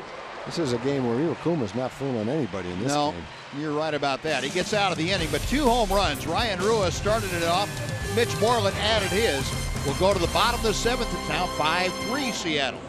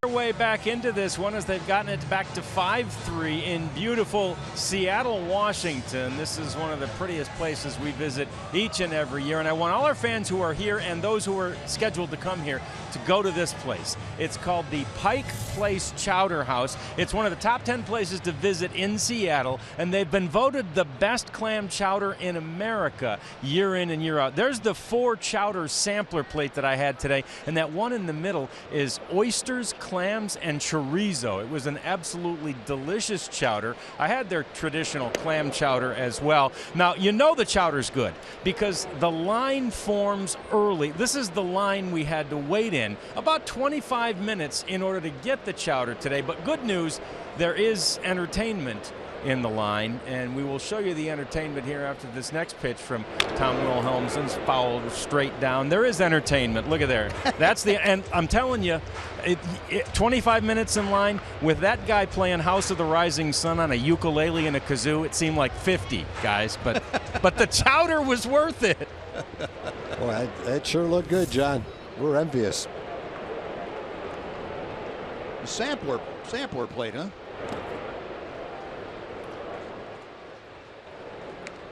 $20-minute wait would have been borderline for me, though. Yeah. Maybe 20, 21, no. I'm gone. Leonis Martin starting off the 7th inning for the Mariners. Martin 0 for 2, both those at bats against Derek Holland. Tom Wilhelmsen missing inside, 3 balls and a strike.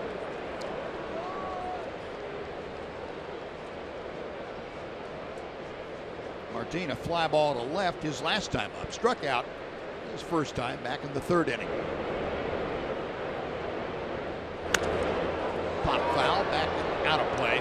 That fills the count.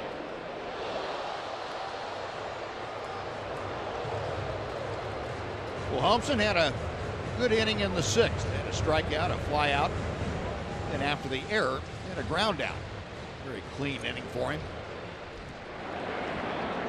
Nick Vincent loosening in that Mariner bullpen. Payoff pitch to left field. Rua camped underneath, and that is out number 1. Top of the order, Ketel Marte now. And first of all, we're going to show you the Rangers' upcoming schedule brought to you by Progressive. This is the first night of a 10-game road trip. 2 more here in Seattle, and then down the coast to Oakland for 4.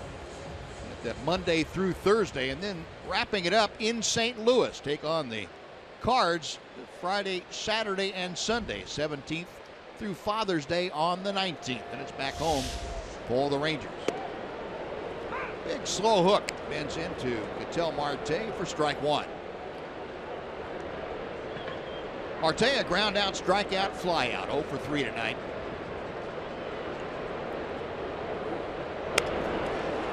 Drags one. Odor couldn't get the glove down on it. And it's going to go as a base hit. Well, Rugnet had the play, just couldn't quite come up with it. That was a nice bunt. And Rugnet, I think, was going to try to, well, I couldn't tell whether he was going to flip it with his glove or try to transfer it to his hand. Very nice bunt by Marte. Let's see. Yeah, based on where his throwing hand was, I think he was going to try to flip it with his glove. Otherwise, I don't think he could have transferred it in time. So a bunt single with 1 out. Marte at first base now. Franklin Gutierrez. Infield hits. Ketel Marte moving up that list. He is 3rd in the American League. Almost got picked by Wilhelmsen. Good quick move, and Marte is scrambling back.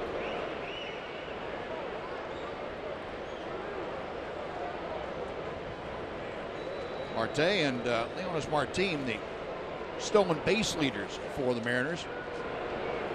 Both of them with 8.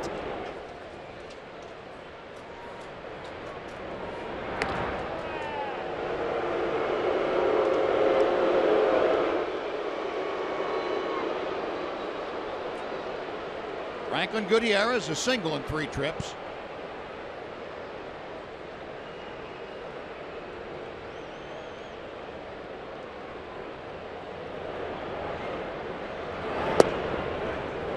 Pitch on the inside corner for strike 1.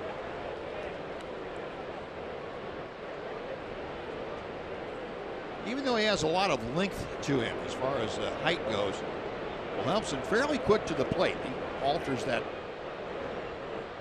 mechanical motion to get the ball to home plate as quickly as possible.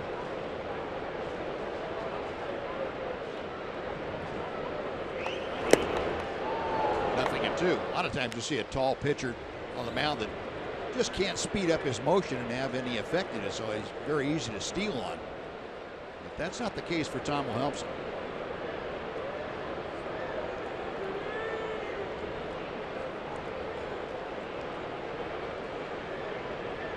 On top of being able to alter his motion a bit, he has a fairly quick move to first also, like that. Good quick feet for the big man.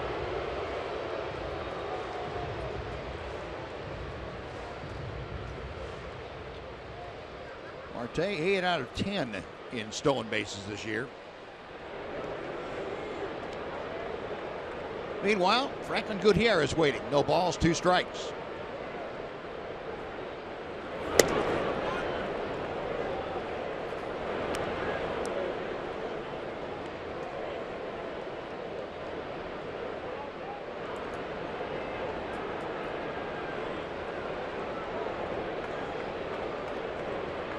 Major infield, a couple of steps around to the left. Both Odor and Andrews up at double play depth. That chopper foul. It's still 1-2.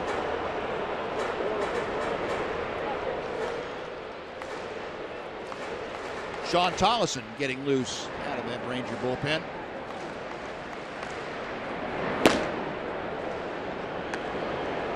Major pitching coach Doug Rocaille was talking today about the need to get guys like Wilhelmsen and Tollison going again and get them some innings, sharpen their stuff up. He said, you know, it's the good part of having your relievers rested is that the back end of your bullpen is solid. But he said the guys that pitch in the middle innings, the 6th, 7th, and sometimes the 8th, don't get as much work as they need to stay sharp.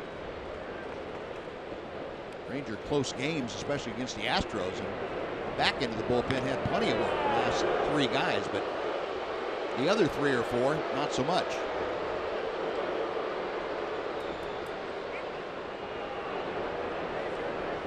Marte trying to get rid of that extra dirt that he picked up diving back to first all those times.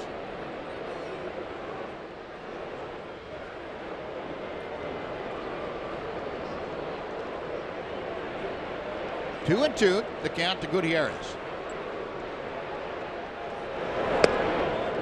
Breaking ball didn't quite come back to the inside corner, and the count is full. Well, with 1 out, we'll see if Marte is turned loose. Gutierrez batting second in the order. He'll be followed by Robinson Cano.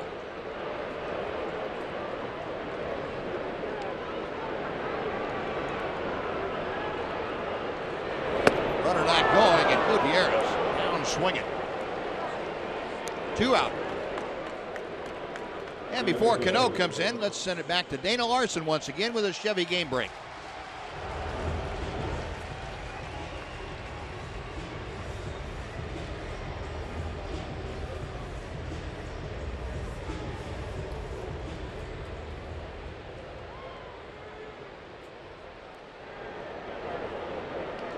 All right, Dana, thank you. Cano stepping in 0 for 2 tonight. He did walk and score in the 4th inning.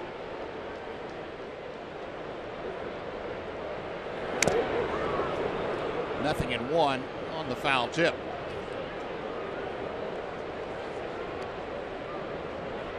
Cano a .296 average.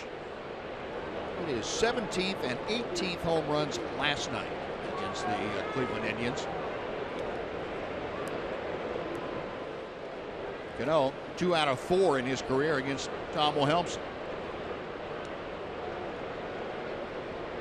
Marte the runner at first. 1-1.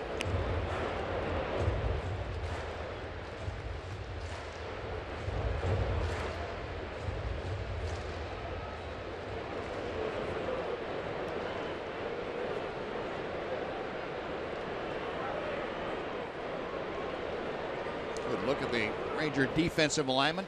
Shifted into the overshift to the right side.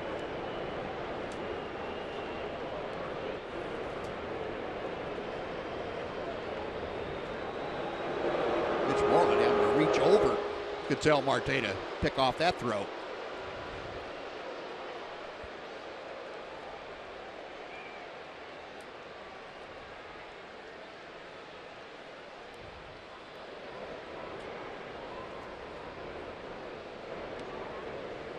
Now will Humpson set.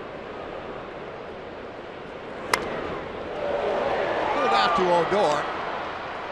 And on to Moreland. That will do it. No runs, a hit, one left. We have finished 7 here at Safeco Field. It's the Mariners 5, the Rangers 3.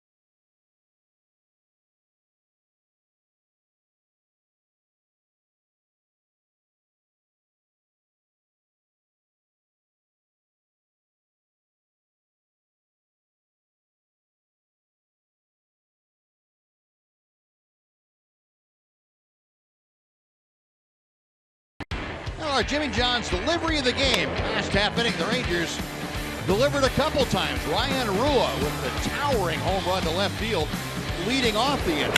And then with 2 outs, Mitch Moreland unloaded off the facing of the second deck. A couple of deliveries by impersonators of Jimmy John for the Rangers. Nick Vincent has come into the ball game now to take over for Hisashi Iwakuma. Vincent, late acquisition this spring from the San Diego Padres by the Mariners, has worked often for Seattle. 27 appearances now, 2-2 the record, an ERA sparkling 2.08. That's exactly what his opponent's batting average is too. He will face the top of the Ranger order, Jurickson Profar, Ian Desmond, and Nomar Mazara. A 2-run game. Mariners leading 5-3. And Profar takes inside for ball 1. Jurickson led the ball game off. So what else is new with a base hit? 8th time in 13 games hitting in the top spot that he led the game off with a base knock. Takes that up and in. 2 balls, no strikes. Well, the Mariner bullpen has been a sore subject for Mariner fans. 9 blown saves this year. That ties for 3rd most in the American League.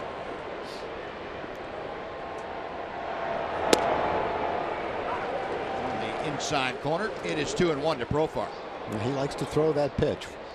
Cut fastball, slider, 86, 87 miles an hour. He throws that a lot. Tries to get it in on the fists of the left-hand hitters.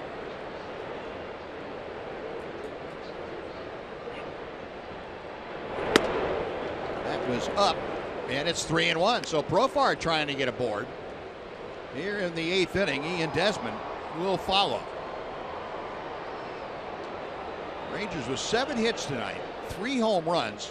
Unfortunately, they've all been solo home runs.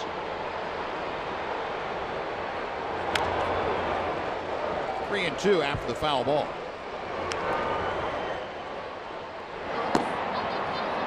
Steve Cishek, the closer for Seattle,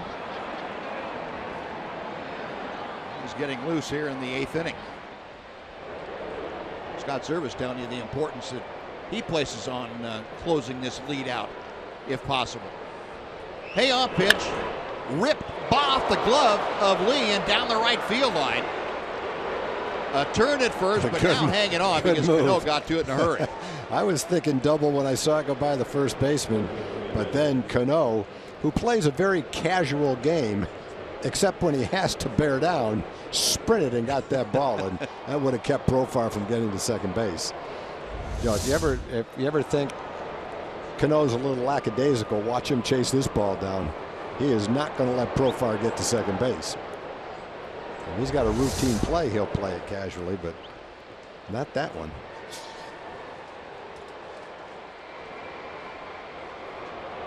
Profar in a bit over there and raising a question on the Ranger bench as Hector Ortiz said, no, he's okay. Looked like for a second that his leg might be bothering Jurickson, but that's not the case. He is aboard to lead things off. Now, Ian Desmond, who had the solo home run in the third inning, steps in. And our AT&T high-speed internet replay will show you that home run. Desmond against Iwakuma. Oh, he had a low, frozen rope to left field that gonged off that purple sign out there attached to the scoreboard for Desmond, his 9th home run of the year. And here in the 8th inning, he represents the tying run.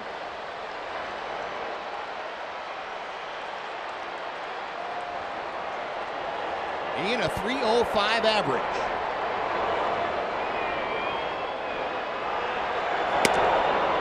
Puts that one high. It's 1 ball and 1 strike.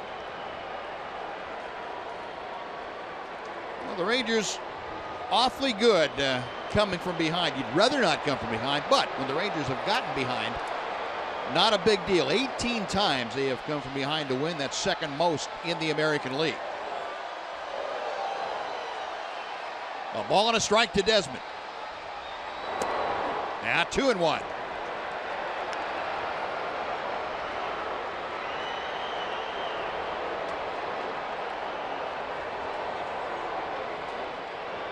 Scott Service Club.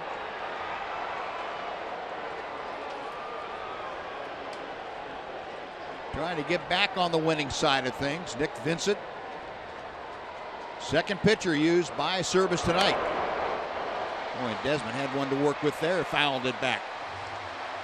2-2.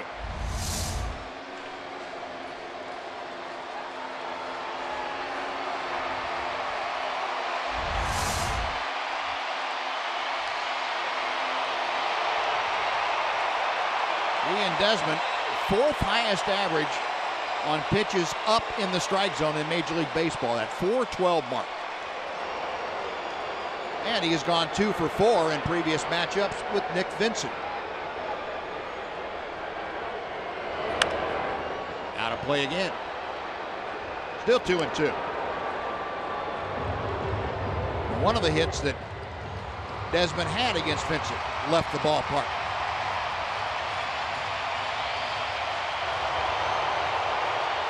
One on, nobody out for the Rangers here in the 8th inning.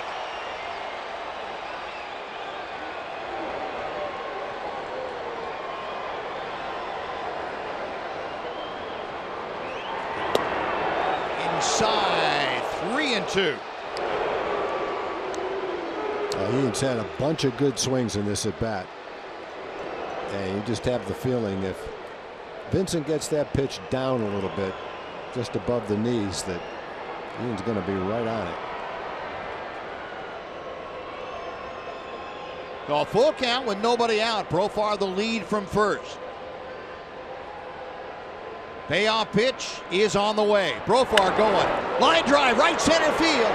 That is down for a hit. It's going to the wall. Profar being waved around third. He will score. Into second with the RBI double. Ian Desmond. It is now a 1-run game at 5-4.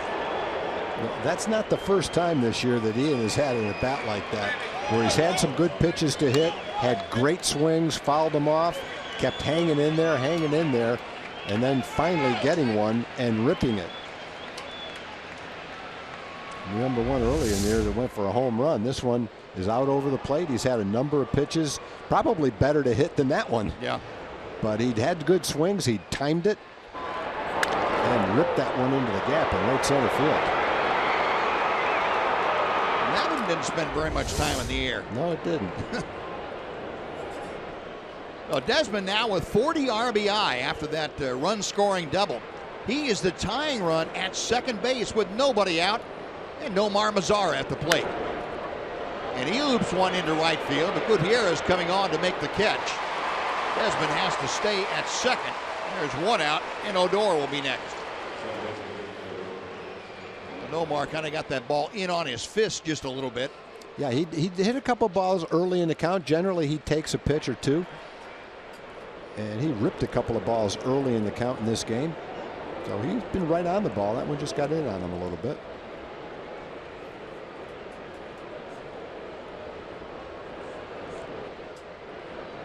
Well, the Ranger Brain Trust over there, very intent on seeing this ball club come back yet again. Here's Rugnet, 0 for 3 tonight. Odor has flied out twice, grounded out. Chopper foul outside the bag. 0-1.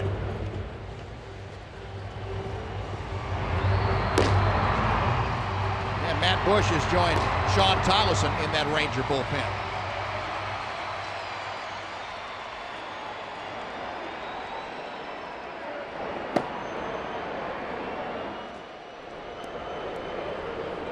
Odor, after getting back in the Ranger lineup during the homestand, ended up 7 for 24. That's a .292 average in the 7 games.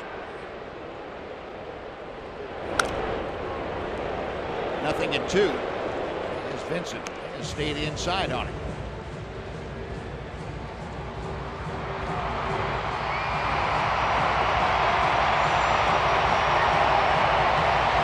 Better than 37,000 on hand here tonight, and they are making some noise for the Mariners. But the Rangers, the ones making the noise with the bats. They have clawed to within a single run of Seattle, 5-4. Tying run right there at the bottom of your screen. Ian Desmond inching off the bag at second. 1-2 to Rugnet Odor. Iannetta going to go out and have a chat. Jeff Bannister, Ranger skipper, checking things out. While we have a second here, I'd like to remind you that you can follow Rangers Baseball live with MLB.com at bat. You can stay up to the moment at any moment with Game Day, live game video highlights, StatCast, news, and a lot more. Just download MLB.com at bat, the #1 app for live baseball on your phone or tablet. 1-2 pitch. Rugnet swung a pitch away from it for the first time in this at bat. A lot of good swings in this inning. A lot of them have been foul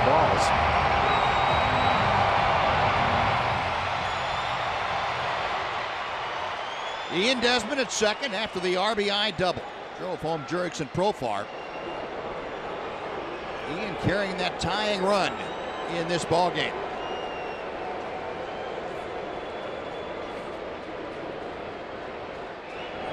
Got him swinging.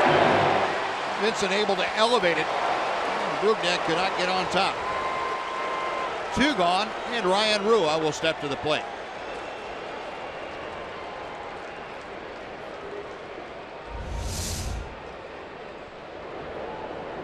Yeah, he got him to chase that ball a little bit out of the strike zone. Oh, with 2 out now, Scott Service headed out to the mound. He wants his closer to come on. He'll be asking him to get a 4-out save. Nick Vincent hands the ball over, and he is finished for the night. He leaves with property at second base. Mariners leading 5-4. Steve Cishek is coming in. We'll tell you all about him right after we get back from this timeout on Fox Sports Southwest.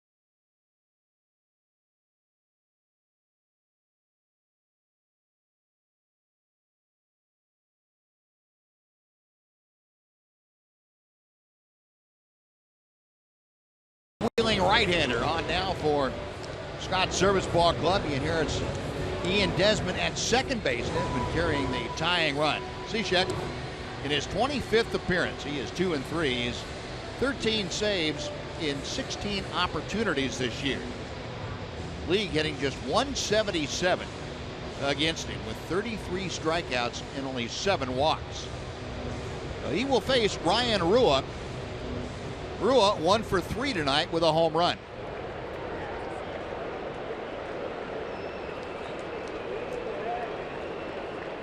Rua, along with a home run, has struck out and popped to third. A strike, nothing in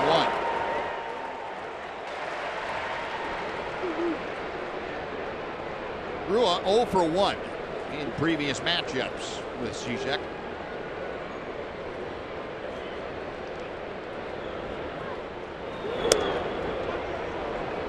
The count evens.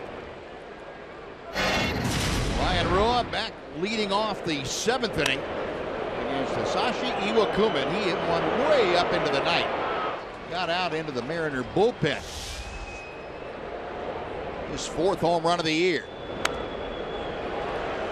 Finds himself now down in the count and a ball and 2 strikes.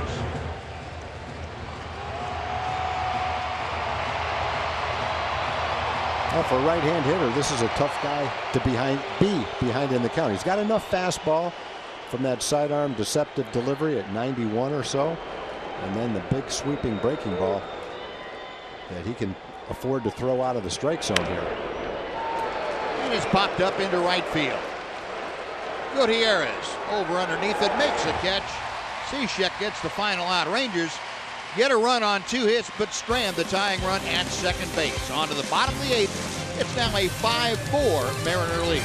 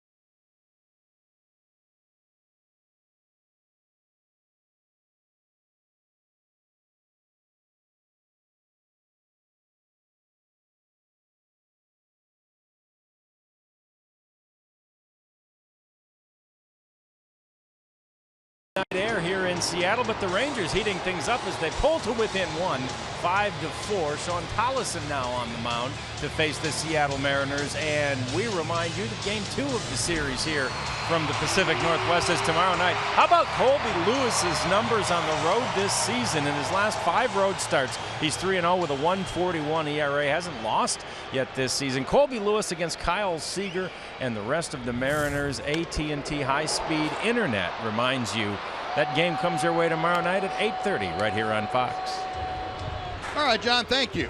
As John told you, Sean Tollison on now. And Dolly last worked against Houston on Wednesday. This is his 22nd appearance of the year. Trying to get that ERA back down to respectability. The opponent's batting average will tell you. Sean trying to work it back into shape.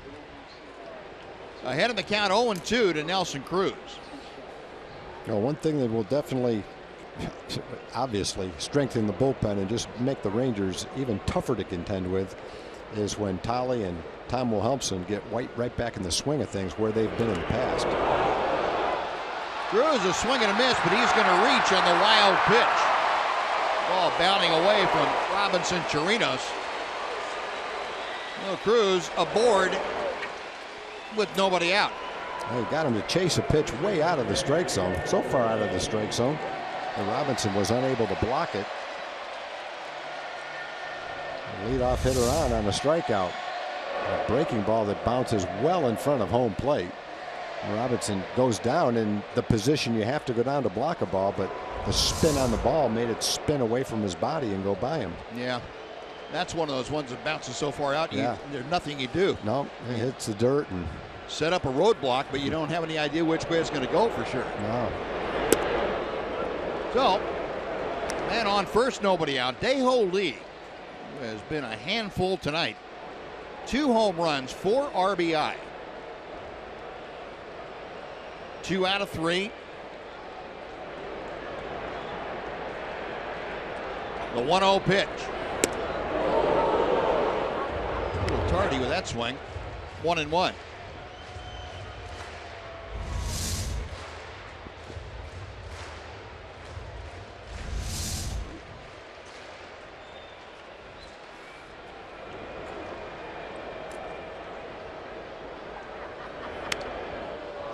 That pitch fouled back. Lee can look awful on one swing, and you throw him a pitch in the same spot, and he can be right on it. I'm not going to say he's setting people up intentionally, but he has the ability to adjust pretty quickly. Well, he's been pretty impressive.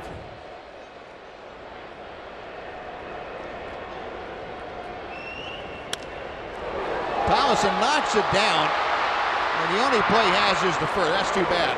If Sean's able to come up with that cleanly, it's an easy double play. As it turns out, Cruz is now in scoring position with 1 out, and Kyle Seager coming up.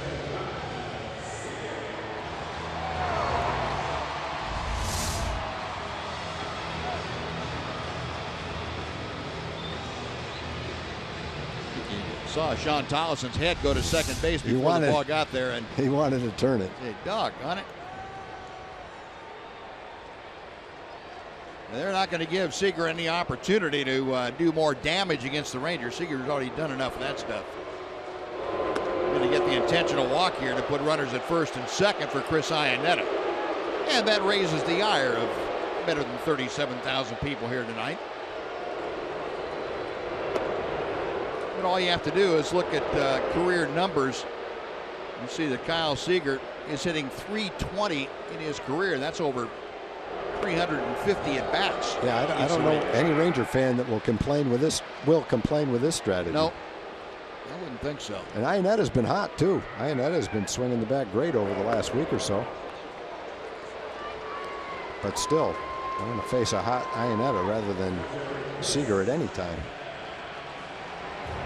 Well, the intentional pass. Now runners at first and second. Iannetta has gone 0 for 3 tonight. He's reached on an error, grounded out, and struck out.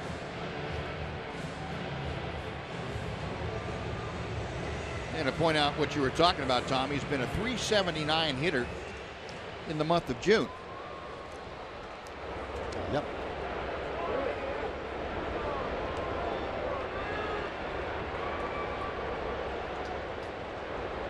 .229 average overall.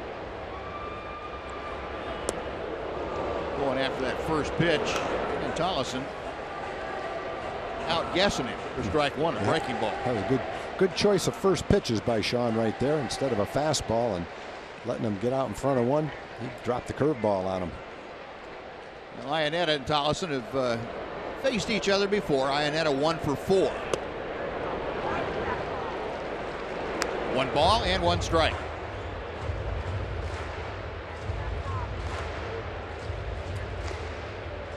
Tollison, the Baylor X out of Allen, Texas.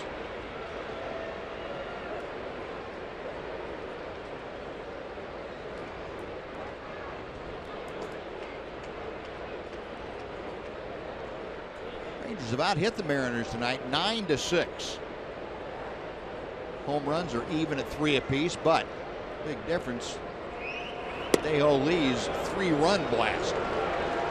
Torino's already ringed that one up, and Jordan Baker, the home plate umpire, said not so fast.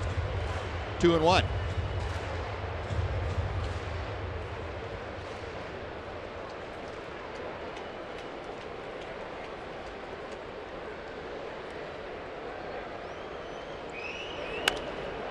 Base hit to left field. Rua charging it. Cruz is going to stop at third. Maniac to put the stop sign up. Now the ball gets away, and Cruz coming down the line will score. Everybody else advances 90 feet. It is a 6-4 Seattle lead.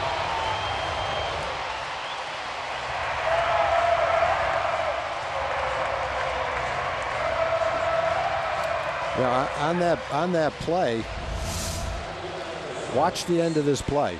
I mean, Ryan Rua's got an excellent arm. The third base coach holds him up. Here comes the throw home. And Sean, instead of being backing up the play behind Chirinos, is out in front of Chirinos. Yep. The ball short hopped him, kicked off him, and rolled away. If he's where he's supposed to be, backing up the play, the ball takes one hop and Chirinos catches it. So that's a lesson for Sean on a veteran player on where to be on that ball. It's not out in front of home plate. I think that's a case of Sean Tolleson being upset that he gave up the base hit and not thinking about what he was supposed to be doing. You're right, Tom. Now Seth Smith going after that first pitch with no success. It is strike one.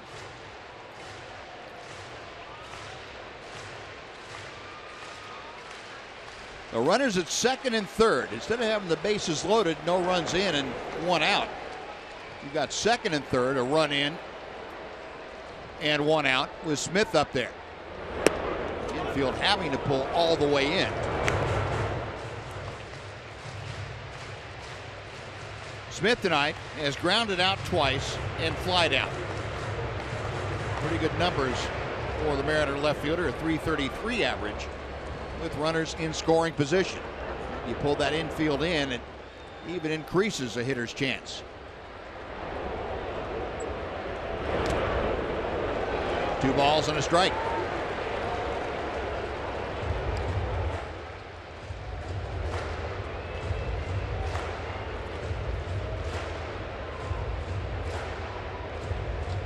Almost 70% of the time, Smith has gotten that runner home from third with less than 2 outs.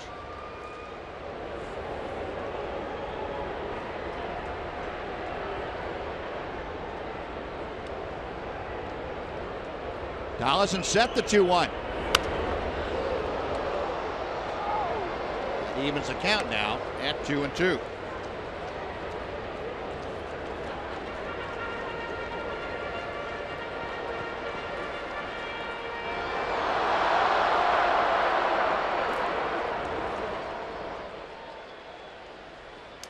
Smith, a .256 average overall, has driven in 24 runs this year. Sean Tolleson trying to get the strikeout or pop up. Ground ball right at an infielder. Anything to keep that run at third. Full count.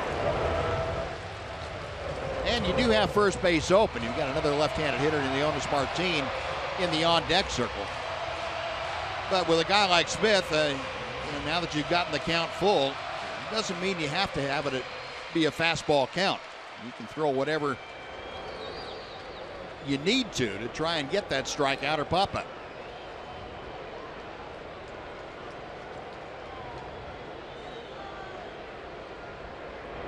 Now Tolleson picks one out. He's ready to go.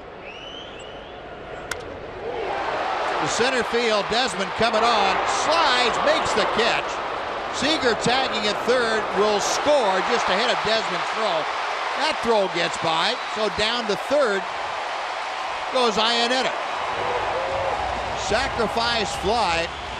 That makes it a 7-4 Seattle lead. That was some kind of play by Ian Desmond in center field. Number one, catching the ball, then getting up and throwing a one-hop strike to the plate. Watch the athletic play. Picks it up off the ground, gets up, and watch the throw. Right on the money. Wouldn't have been in time, but again, it doesn't take away from the beauty of the play. Doug Brocail out there to kind of calm things down a little bit. It's gotten a little ragged here in this 8th inning. Couple of runs across. Been one error and a couple of misplays.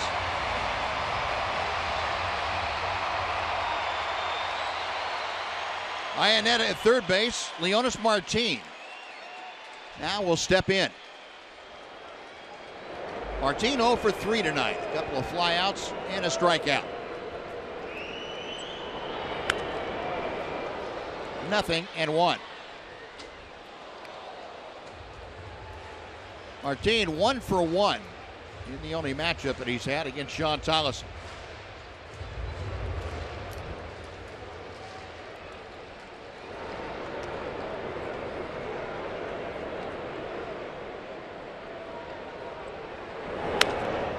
A drive to right field.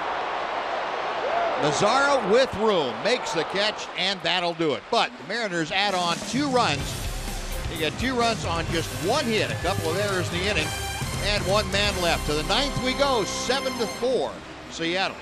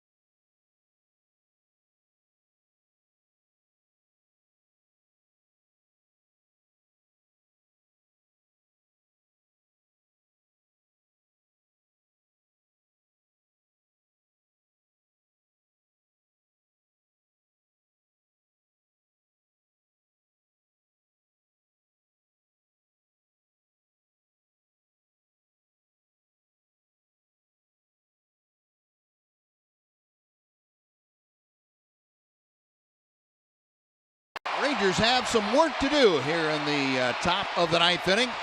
Trailing 7-4 now. Bridge fielder to start things off against Steve Cishek, the closer. Cishek came on to get the final out of the 8th inning with the tying run at second. Mariners adding 2 insurance runs in the 8th. And Bridge fielder takes strike 1. Fielder 0 for 1 against Cishek. Prince tonight, a single in 3 trips. 0-2. Mariners 7 runs on 7 hits tonight. Rangers 4 runs on 9 hits. And they have committed 3 errors.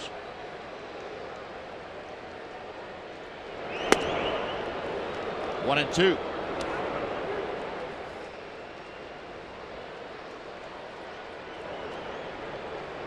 Fielder's base hit was a solid line drive single to left center. He got jammed that time, but Cishek able to fight it off.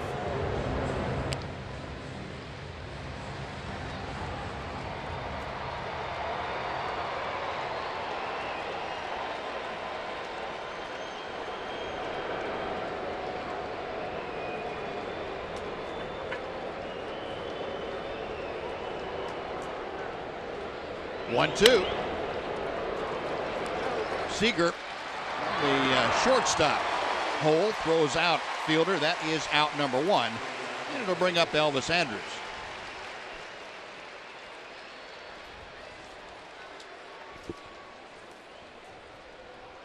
Elvis 0 for 3 tonight. He struck out, grounded out, and lined out.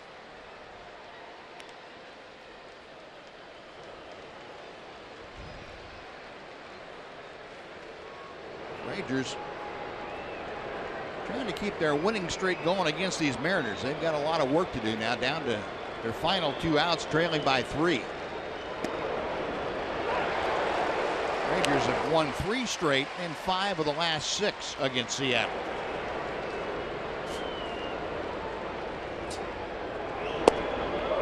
One ball and 1 strike.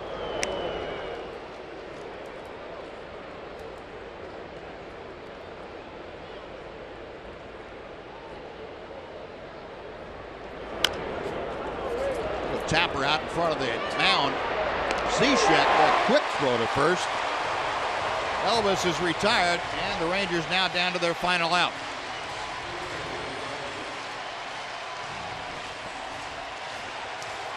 Well, here comes Mitch Moreland, who homered his last time up.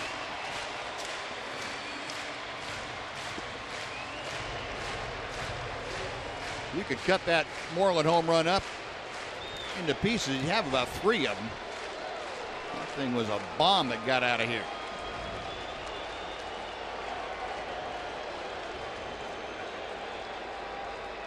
Mitch, a couple of previous at-bats against Cishek, 0 for 2.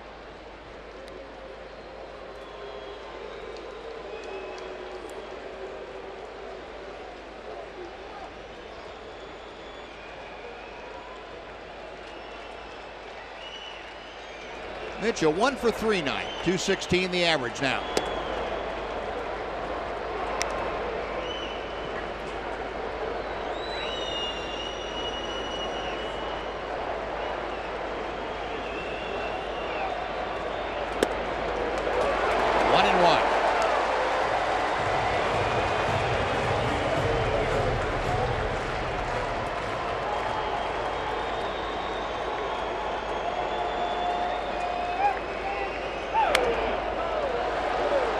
Play, a ball and 2 strikes. The Rangers also in danger now of snapping a winning streak of 6 straight when they've scored 2 or more runs. Scoring 4 here tonight. 1-2 pitch.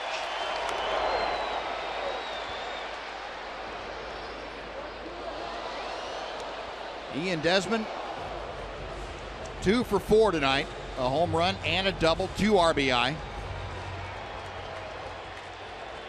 Ryan Rua, a home run. Mitch Moreland, a home run.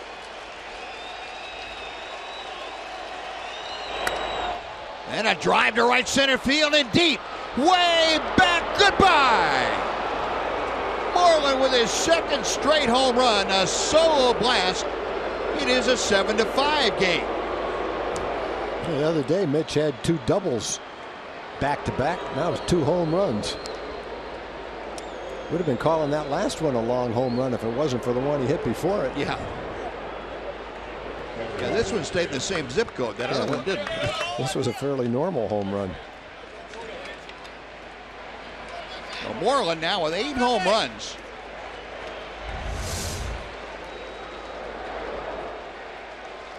Cishek leaving that up and out over the plate, and Moreland hit it up and out of the ballpark.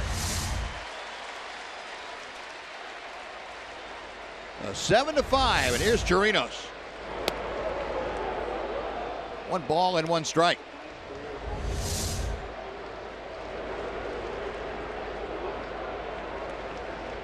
For Mitch Moreland, his 9th career multi-home run game.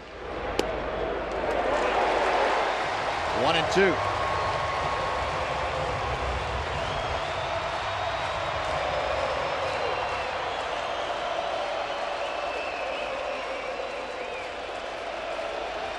Cishek to the plate.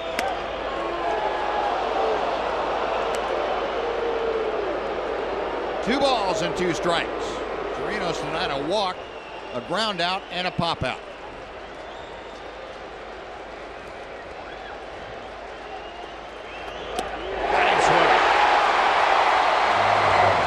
Marlins home run, not enough. Rangers come up a couple of runs short. Seattle wins the first ball game in this series, 7-5, the final here tonight. And we'll be back to Safeco Field with more right after this on Fox Sports Southwest.